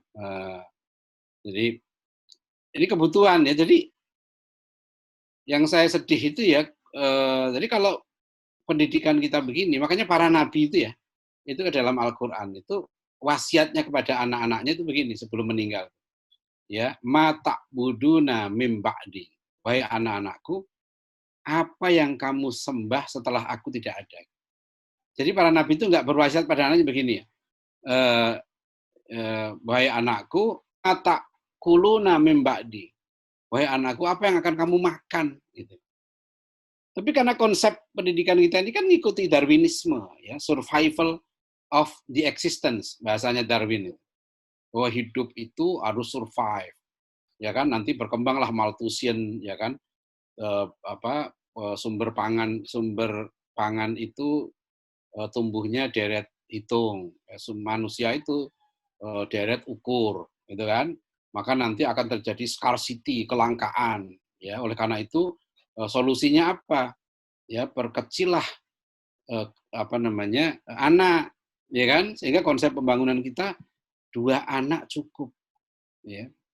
Saya tahun ini kemarin Lebaran diminta oleh Mahkamah Konstitusi untuk kuliah.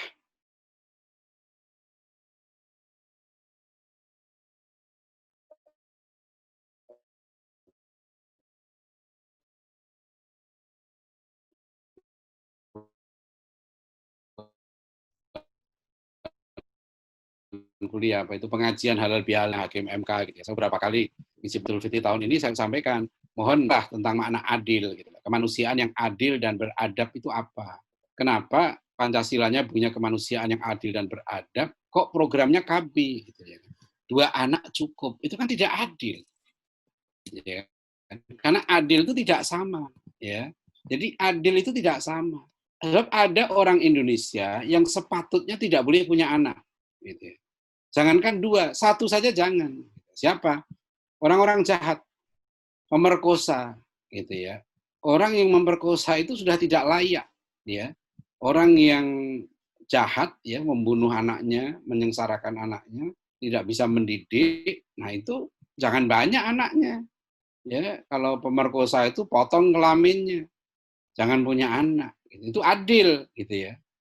Ya, tapi kalau ya seperti Pak Habibie, Pak SBY, gitu ya, ulama-ulama hebat yang bagus itu ya jangan 2 gitu loh. Sayang banget kan kalau seperti Pak Habibie itu anaknya 2 saja.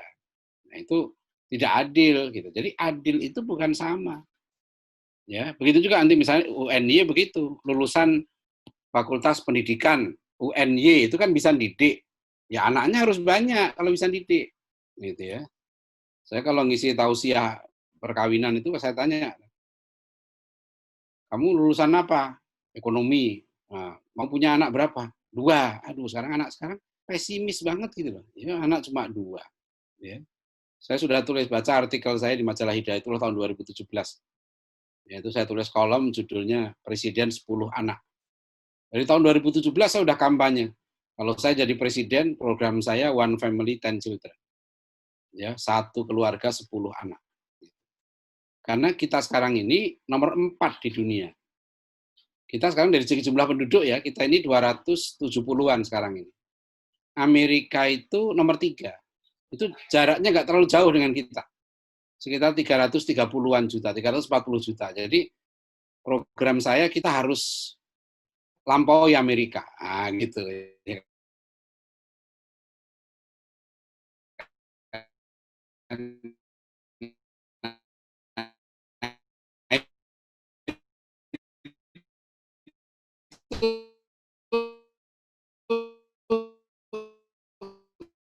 Nggak ada tuh presiden yang punya program. Gimana logikanya? Ya, baik itu. Ya, karena Indonesia termasuk terpencil, saya sudah ke Papua, Pulau Buru, Pulau Kera di NTT, Aceh, Kalimantan. Saya tuh Masya Allah negeri kita ini kaya. Ribuan pulau itu kosong, ya. Jadi seharusnya nggak masuk akal kalau rakyat kita itu ada yang kelaparan. Itu nggak masuk akal sebenarnya. Sangat kaya rakyat. Ya. Itu ya kita itu nanam singkong saja, ya. Singkong aja itu, semua coba gerakan singkong. Sampai di pondok pesantren saya ini bingung tuh. Kami itu sekarang ini nanam singkong itu udah nggak ada tempat karena pondok cuma 4.000 meter. Sekarang ini di mana ada tempat sedikit ya kita encepin singkong. Ya, tanaman itu udah hidup insya Allah. Ya, itu, tapi ya itu konsepnya ini. Ya. Karena konsep kebutuhannya begini, kebutuhan sandang, papan, pangan gitu. Nggak ada konsep ibadah. Ya, manusia itu diciptakan Allah untuk ibadah. Kalau orang tahu tujuan hidupnya, ya insya Allah nggak perlu banyak-banyak ya aparat narkoba. Ya kenapa orang yang ditangkap narkoba itu bukan orang miskin loh. Ya kan banyak sekali yang mereka itu sudah cukup ya hartanya, popularitasnya, kecantikannya, ketampanannya diakui. Kenapa masih narkoba? Karena tidak zikir gitulah, ya kan? Kebutuhan manusia itu zikir. Lagu Indonesia Raya kan begitu, bangunlah jiwanya, bangunlah badannya. Itu lagu Indonesia Raya itu. Setelah itu baru kira-kira gitu ya, bangun jalan tolnya, ya bangun jembatannya, gitu kan? Ya bangun gedungnya. Tapi jiwanya nggak dibangun. Akhirnya apa yang terjadi? Karena jiwanya nggak dibangun, ya orang itu jadi malas, jadi serakah, ya senangnya saling fitnah. Karena jiwanya dengki, sombong, hasad, ya. Makanya nggak akan menang karena orang yang menang itu yang membersihkan jiwanya. Jiwa bangsa kita ini harus dibangun. Itulah namanya tazkiyatun nafs. Ya, qad aflaha man zakkaha wa qad khaba man dassaha. Ini ilmu jiwa, ini penting. Ini termasuk ilmu yang fardu ain sebetulnya. Ya, saya berapa kali diundang di Fakultas Psikologi UGM, UNS Solo itu.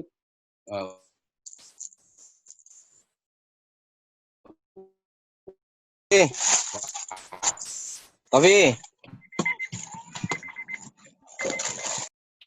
dia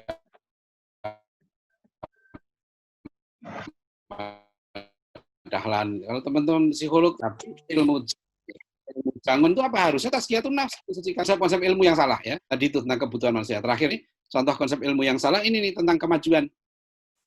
Ini diajarkan terus sekolah-sekolah ini bahwa negara maju, negara yang rakyatnya memiliki kesejahteraan kualitas hidup yang tinggi. Jadi ini udah nggak benar. Kita ngikutin aja bahwa yang namanya maju itu yang duitnya banyak kan gitu. Padahal dalam Al-Quran dikatakan bahwa anna ahlul qura amanu wattaqaw la fatahna alaihim barakatim minas sama wal ard. Negara maju itu harusnya negara yang pemimpinnya, rakyatnya beriman dan bertakwa. Gitu lah. Kalau rakyat dan pemimpinnya beriman dan bertakwa, pasti negara itu diberkahi Allah. Kalau negara itu diberkahi Allah, pasti negara itu makmur. Karena orang yang beriman bertakwa nggak akan mau korupsi, nggak akan mau mengambil hak rakyat, ya, tidak akan mau menzolimi rakyatnya, gitu loh. Ya kan? Ini yang perlu dibangun di sini nih, ya.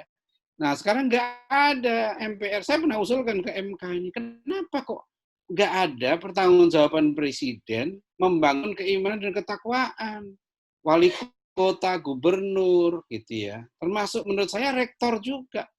Misalnya rektor UNY, gitu ya. Ke depan ini salah satu evaluasinya berhasil nggak meningkatkan iman, takwa, akhlak mulia. Karena itu kan perintah konstitusi, ya. Negara, pemerintah mengusahakan dan menyelenggarakan satu sistem pendidikan nasional yang meningkatkan keimanan dan ketakwaan serta akhlak mulia. Kan itu mestinya. Mudah-mudahan UNY nanti menerapkan itu duluan. Ya. Jangan ada mahasiswa UNY yang diluluskan kalau dia muslim, ya, sholatnya belum benar, ngajinya belum benar, akhlaknya belum benar. Nanti dia terjun ke masyarakat. Jadi begitu harusnya ada evaluasi. Nah ini terakhir benar nih, salah satu lagi konsep. Jadi konsep kemajuan, apa itu maju? Gitu. Apa itu sukses? Gitu ya. Kalau ilmunya salah, ya salah juga akhirnya. Program pembangunannya salah karena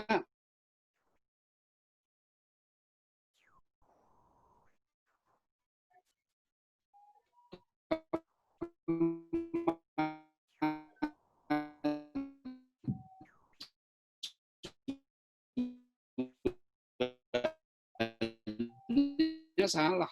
Maju itu ya itu kampus yang favorit. Apa itu? Dapatkan pekerjaan dengan gaji yang tinggi. Itu yang namanya jadi sekarang IKIP dulu kan, coba jadi universitas semua. Tapi sampai sekarang di beberapa tempat ya menjadi guru itu belum menjadi idola di Indonesia.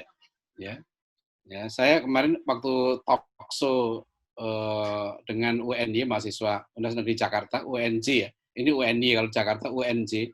Saya ditanya kapan pendidikan kita maju. Saya bilang pendidikan kita maju kalau nanti di Jakarta ini mahasiswa pilihan pertamanya UNJ, ya. Kalau nggak diterima di UNJ, baru daftarnya ke Fakultas Kedokteran UI. Nah, itu baru pendidikan kita maju. Ya, tapi kalau orang masih pilihan pertamanya kedokteran UGM, pilihan keduanya teknik, sipil, segala macam, nanti kalau nggak diterima di mana, baru pilih ilmu pendidikan UNY. Berarti yang milih ilmu pendidikan ini bukan yang terbaik. Ya. Nah, itu pendidikan kita nggak maju-maju. Ya, jadi orang yang anak-anak yang paling pinter di Indonesia itu kalau SMNPTN milih pilihan pertamanya apa? Ya, itu pilih ilmu pendidikan UNY. Nah, itu pendidikan kita maju tuh. Gitu itu. Kalau belum, udahlah. Masih jauh itu, masih jauh.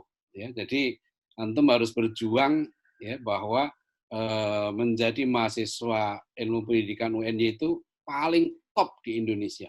Nah, itu paling diminati. Ya, itu harus begitu. Ya, makanya kalau nanti pakai konsep ilmu dalam Islam, insya Allah jadi. Ya, itu jadi jadi terbaik. Ya, jadi begini, yang terakhir nih konsep kedewasaan. Ini juga salah nih. Dalam Islam akil balik itu 15 tahun. Hadisnya sahih. Orang kalau sudah 15 tahun itu sudah dewasa, bukan anak-anak lagi. Jadi seharusnya kuliah itu yang benar ya, untuk umur 15 tahun. Saya udah diskusi dengan pakar pendidikan seperti Profesor Nanang Fatah di UPI Bandung. Beliau malah sudah usul ke pemerintah, Profesor Nanang Fatah itu, SD itu cukup 4 tahun, SMP 2 tahun, SMA 2 tahun. Jadi anak masuk perguruan tinggi itu harusnya 14 tahun. Nah, antum dulu masuk UNY umur berapa? 17. 17 mungkin.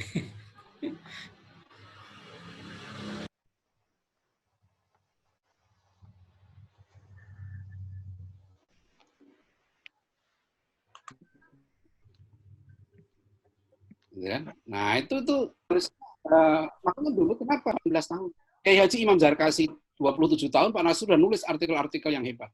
Bung Karno umur 15 tahun sudah berguru dengan Kiai Haji Ahmad Dahlan. Kata Bung Karno, pertama kali saya dengar ceramah Kiai Dahlan itu umur 15 tahun dan sejak itu saya ngintil Kiai Dahlan. Itu Bung Karno itu. Antum pelajari tokoh-tokoh PKI Semaun Alimin Darsono itu mendirikan partai PKI umur 21-an tahun. Sentot Ali Basyah Prawira Dirja menjadi panglima perang di Ponorogo umur 21 tahun. Ya, jadi terlambat itu. Umur berapa nih sekarang? 19 tahun. 18 tahun masih dibilang anak-anak. Gimana anak-anak? 15 tahun itu sudah dewasa. Ya. Sekarang karena dipaksa menjadi anak-anak, disuruh merasa anak-anak, akhirnya masuk UNY aja masih diantar sama neneknya. Ya. Nah itu belum dewasa nanti lulus juga belum dewasa karena memang nggak pernah didewasakan. Nah, itu jadi bukan dewasa itu umurnya sebetulnya. Makanya dulu pendidikan kita dulu orang jadi guru ya itu cukup dari SMP tambah 3 tahun ya PGA jadi guru agama, SGB jadi guru SD gitu ya. Kuliatul Muallimin di pondok-pondok pesantren kita itu umur lulusannya umur 18-19 tahun. Semua dulu begitu. Sekarang pun sebetulnya begitu loh. Kurikulum Cambridge itu umur 14 tahun sudah boleh kuliah, bahkan tanpa sekolah. Dia ambil O-level, ya misalnya 4-5 pelajaran, lulus, dia bisa ambil kuliah. Ya itu memang di sistem pendidikan Inggris tuh di Malaysia, Singapura, Australia, Selandia Baru, di Inggris itu boleh anak umur 14 tahun sudah bisa kuliah, ya asal dia lulus O-level. Nah, itu sudah ada ya dari zaman Nabi dulu begitu konsepnya. Ini terlambat. Ya, itulah jadi mudah-mudahan nanti ya teman-teman di UNY ini mahasiswa bisa membuat satu jadi konsep ilmu yang benar gitu ya, yang tepat ini ya. Itulah dulu yang melahirkan pemimpin-pemimpin besar. Ya, kalau konsep ilmunya benar. Itu sekali lagi nah inilah konsep keunikan konsep ilmu dalam Islam tadi. Di 4 hal ya.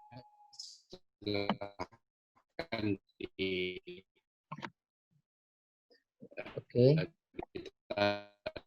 Diskusi kalau ada. Terima kasih. Ya, assalamualaikum warahmatullahi wabarakatuh. Waalaikumsalam warahmatullahi wabarakatuh. Warahmatullahi wabarakatuh.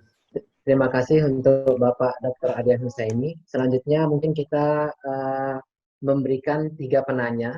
Silahkan bagi teman-teman yang ingin bertanya langsung, boleh raise hand di fitur raise hand. Silahkan kami berikan 3 penanya. Karena juga waktu yang sudah begitu mepet gitu ya. Silahkan bagi teman-teman yang ingin bertanya langsung, boleh raise hand. Atau mungkin melalui kolom WA, kolom Zoom. Silahkan, ada yang ingin bertanya?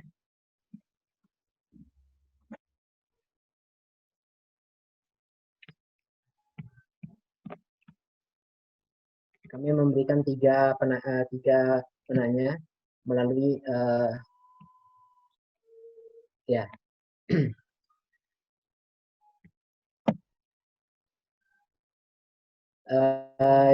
Jika tidak ada yang bertanya, mungkin saya sedikit bertanya ya, untuk Dr. Adian Husaini.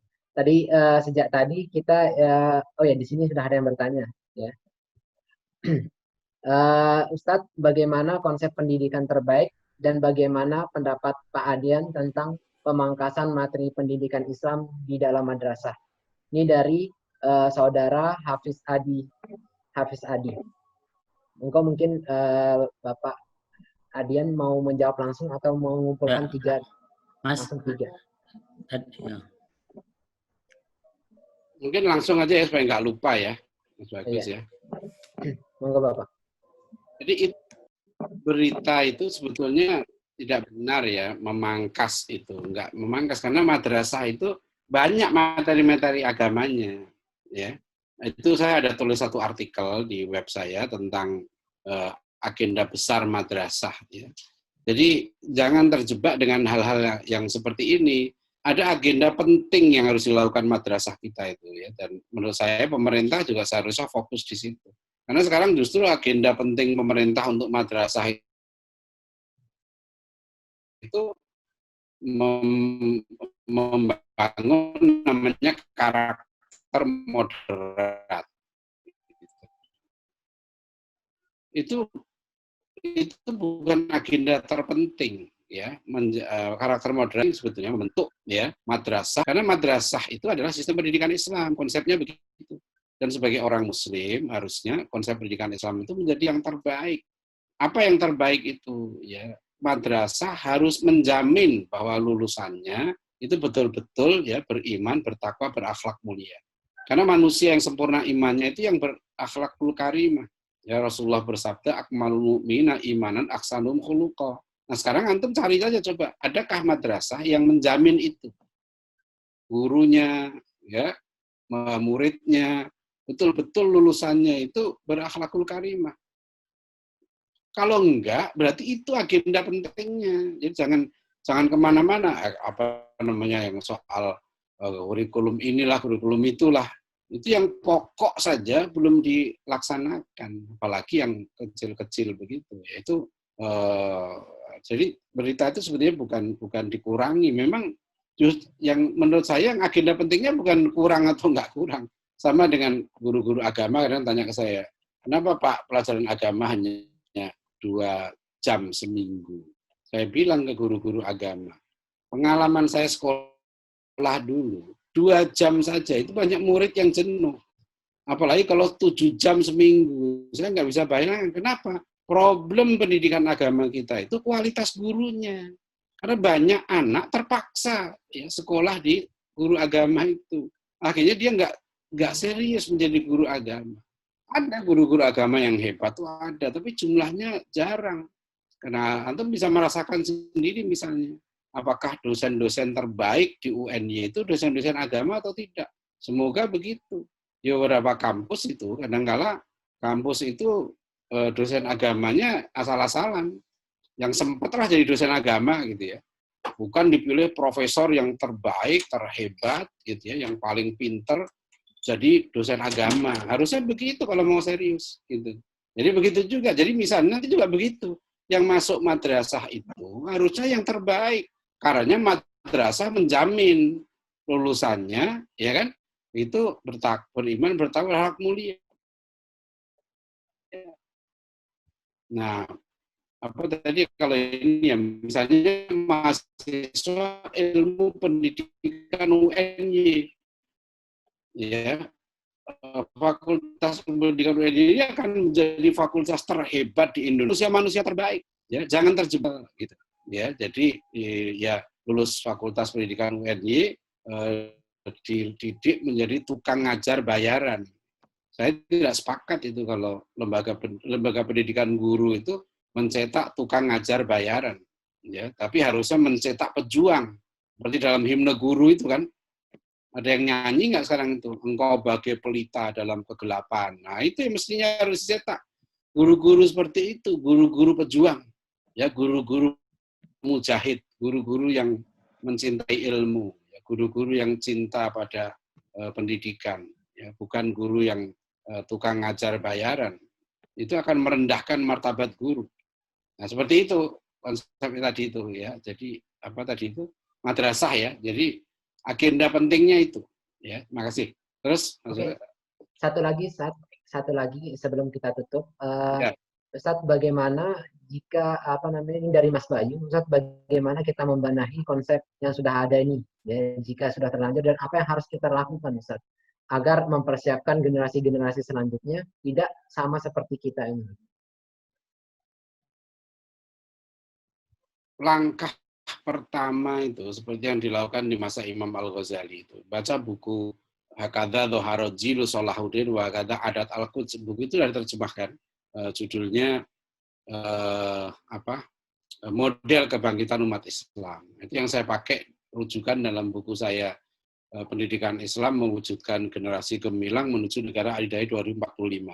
Itu saya banyak merujuk pemikiran dari Prof. Naqib Alatas dan Dr. Majid Irsan Al-Kilani. Jadi kebangkitan umat Islam itu memang harus dimulai dari guru. Ya, sama dengan Pak Natsir ya, mengingatkan kemajuan suatu bangsa itu dilakukan oleh sekelompok guru yang ikhlas berbuat untuk bangsanya. Jadi yang harus kita lakukan sekarang sebetulnya melahirkan satu lapis guru yang hebat. Nah, dulu seperti generasi 45, itu lahir dari para guru yang hebat. Siapa guru yang hebat itu? Ya itu lagi Haji Hasyim Asy'ari, Haji Agus Salim. Nah, kalau kita lihat muridnya Haji Agus Salim aja gitu kan. Itu lahir dari guru-guru yang hebat. Bung Karno itu mondoknya di tempat Haji Umar Said Cokro Aminoto. Ya, jadi kalau kita lihat, nah guru-guru yang hebat ini yang nanti mendidik murid-muridnya. Nah, guru-guru ini yang terpenting adalah orang tuanya sendiri. Makanya kalau ditanya tadi crash programnya apa? Sekarang ini kita harus mendidik para orang tua atau calon orang tua supaya mereka bisa menjadi pendidik utama bagi anak-anaknya. Jadi kalau kita mau melakukan reformasi di lembaga pendidikan perlu waktu yang cukup panjang ya. Nah, kalau sekarang yang saya lakukan ya sekarang karena saya punya sekolah, saya punya pesantren, ya di sini tanggung jawabnya. Kita terapkan ya konsepnya, sistemnya, kurikulumnya, ya sambil kita terus belajar gitu ya, berdialog dengan berbagai kalangan untuk membuktikan nanti hasilnya. Ya itu sudah banyak contohnya. Insya Allah nanti bagaimana praktisnya, ya langkah apa yang harus kita lakukan, membentuk guru dulu sekarang. Ya, jadi terutama yang apalagi Anda yang sekarang lagi kuliah di pendidikan ini harus betul-betul menempa diri menjadi guru yang baik. Ya, itu yang paling penting. Ya, dari situlah nanti ya baru ya mendidik generasi yang berikutnya. Karena at-thariqah ahammu minal madah wal ustadzu ahammu minat thariqah wa ruhul ustad ahammu minal ustad. Guru lebih penting, ya, metode lebih penting daripada materi. Guru lebih penting daripada metode, tapi jiwa guru lebih penting daripada guru itu sendiri. Ya itu. Baik, itu Mas Agus ya, silakan. Oke, terima kasih untuk Bapak Dr. Adian Husaini. Selanjutnya kami menyerahkan ke MC untuk melanjutkan kegiatan selanjutnya, acara selanjutnya. Sekali lagi saya pamit undur diri dan mohon maaf jika ada kesalahan dalam tutur kata saya. Assalamualaikum warahmatullahi wabarakatuh. Waalaikumsalam warahmatullahi wabarakatuh. Baik, terima kasih kami ucapkan kepada Saudara Bagus Febriono dan Ustadz Dr. Adian Husaini. Acara selanjutnya yakni pengumuman. Baik, hadirin semuanya, di sini kami akan memberikan beberapa pengumuman. Yang pertama, kami ucapkan terima kasih kepada tim GVA atau Global Volunteer Academy yang telah berkenan meminjamkan akun Zoom Premium-nya untuk kelancaran acara webinar pada siang hari ini. Dan sedikit info bahwa tim GVA merupakan bagian dari organisasi aksi cepat tanggap yang berfokus pada pendidikan dan pelatihan kerelawanan. Bagi hadirin yang hendak mengupdate mengenai edukasi kerelawanan dan mungkin bisa berminat untuk menjadi relawan, bisa mengakses di IG dengan @Global Volunteer Academy atau YouTube channel milik Global Volunteer Academy. Pengumuman yang kedua yakni berhubungan dengan semakin dekatnya Hari Raya Kurban, maka bagi hadirin semuanya yang memang berminat untuk berkurban bersama UKMF Keluarga Muslim Ilmu Pendidikan, nanti akan kami berikan info lebih lanjut melalui grup WA. Dan pengumuman yang terakhir yaitu untuk link absensi webinar pada siang hari ini sekaligus link pengambilan sertifikat sertifikat akan dibagikan melalui kolom komentar di grup Zoom pada siang hari ini. Kemudian pengumuman tadi sekaligus menutup acara webinar KMIP pada siang hari ini. Saya selaku MC mengucapkan mohon maaf apabila banyak salah kata yang kurang berkenan. Dan sekali lagi kami ucapkan terima kasih kepada Dr. Adian Husaini dan juga tim GVA. Wabillahi taufiq wal hidayah, waridha wal inayah. Wassalamualaikum warahmatullahi wabarakatuh. Waalaikumsalam warahmatullahi wabarakatuh.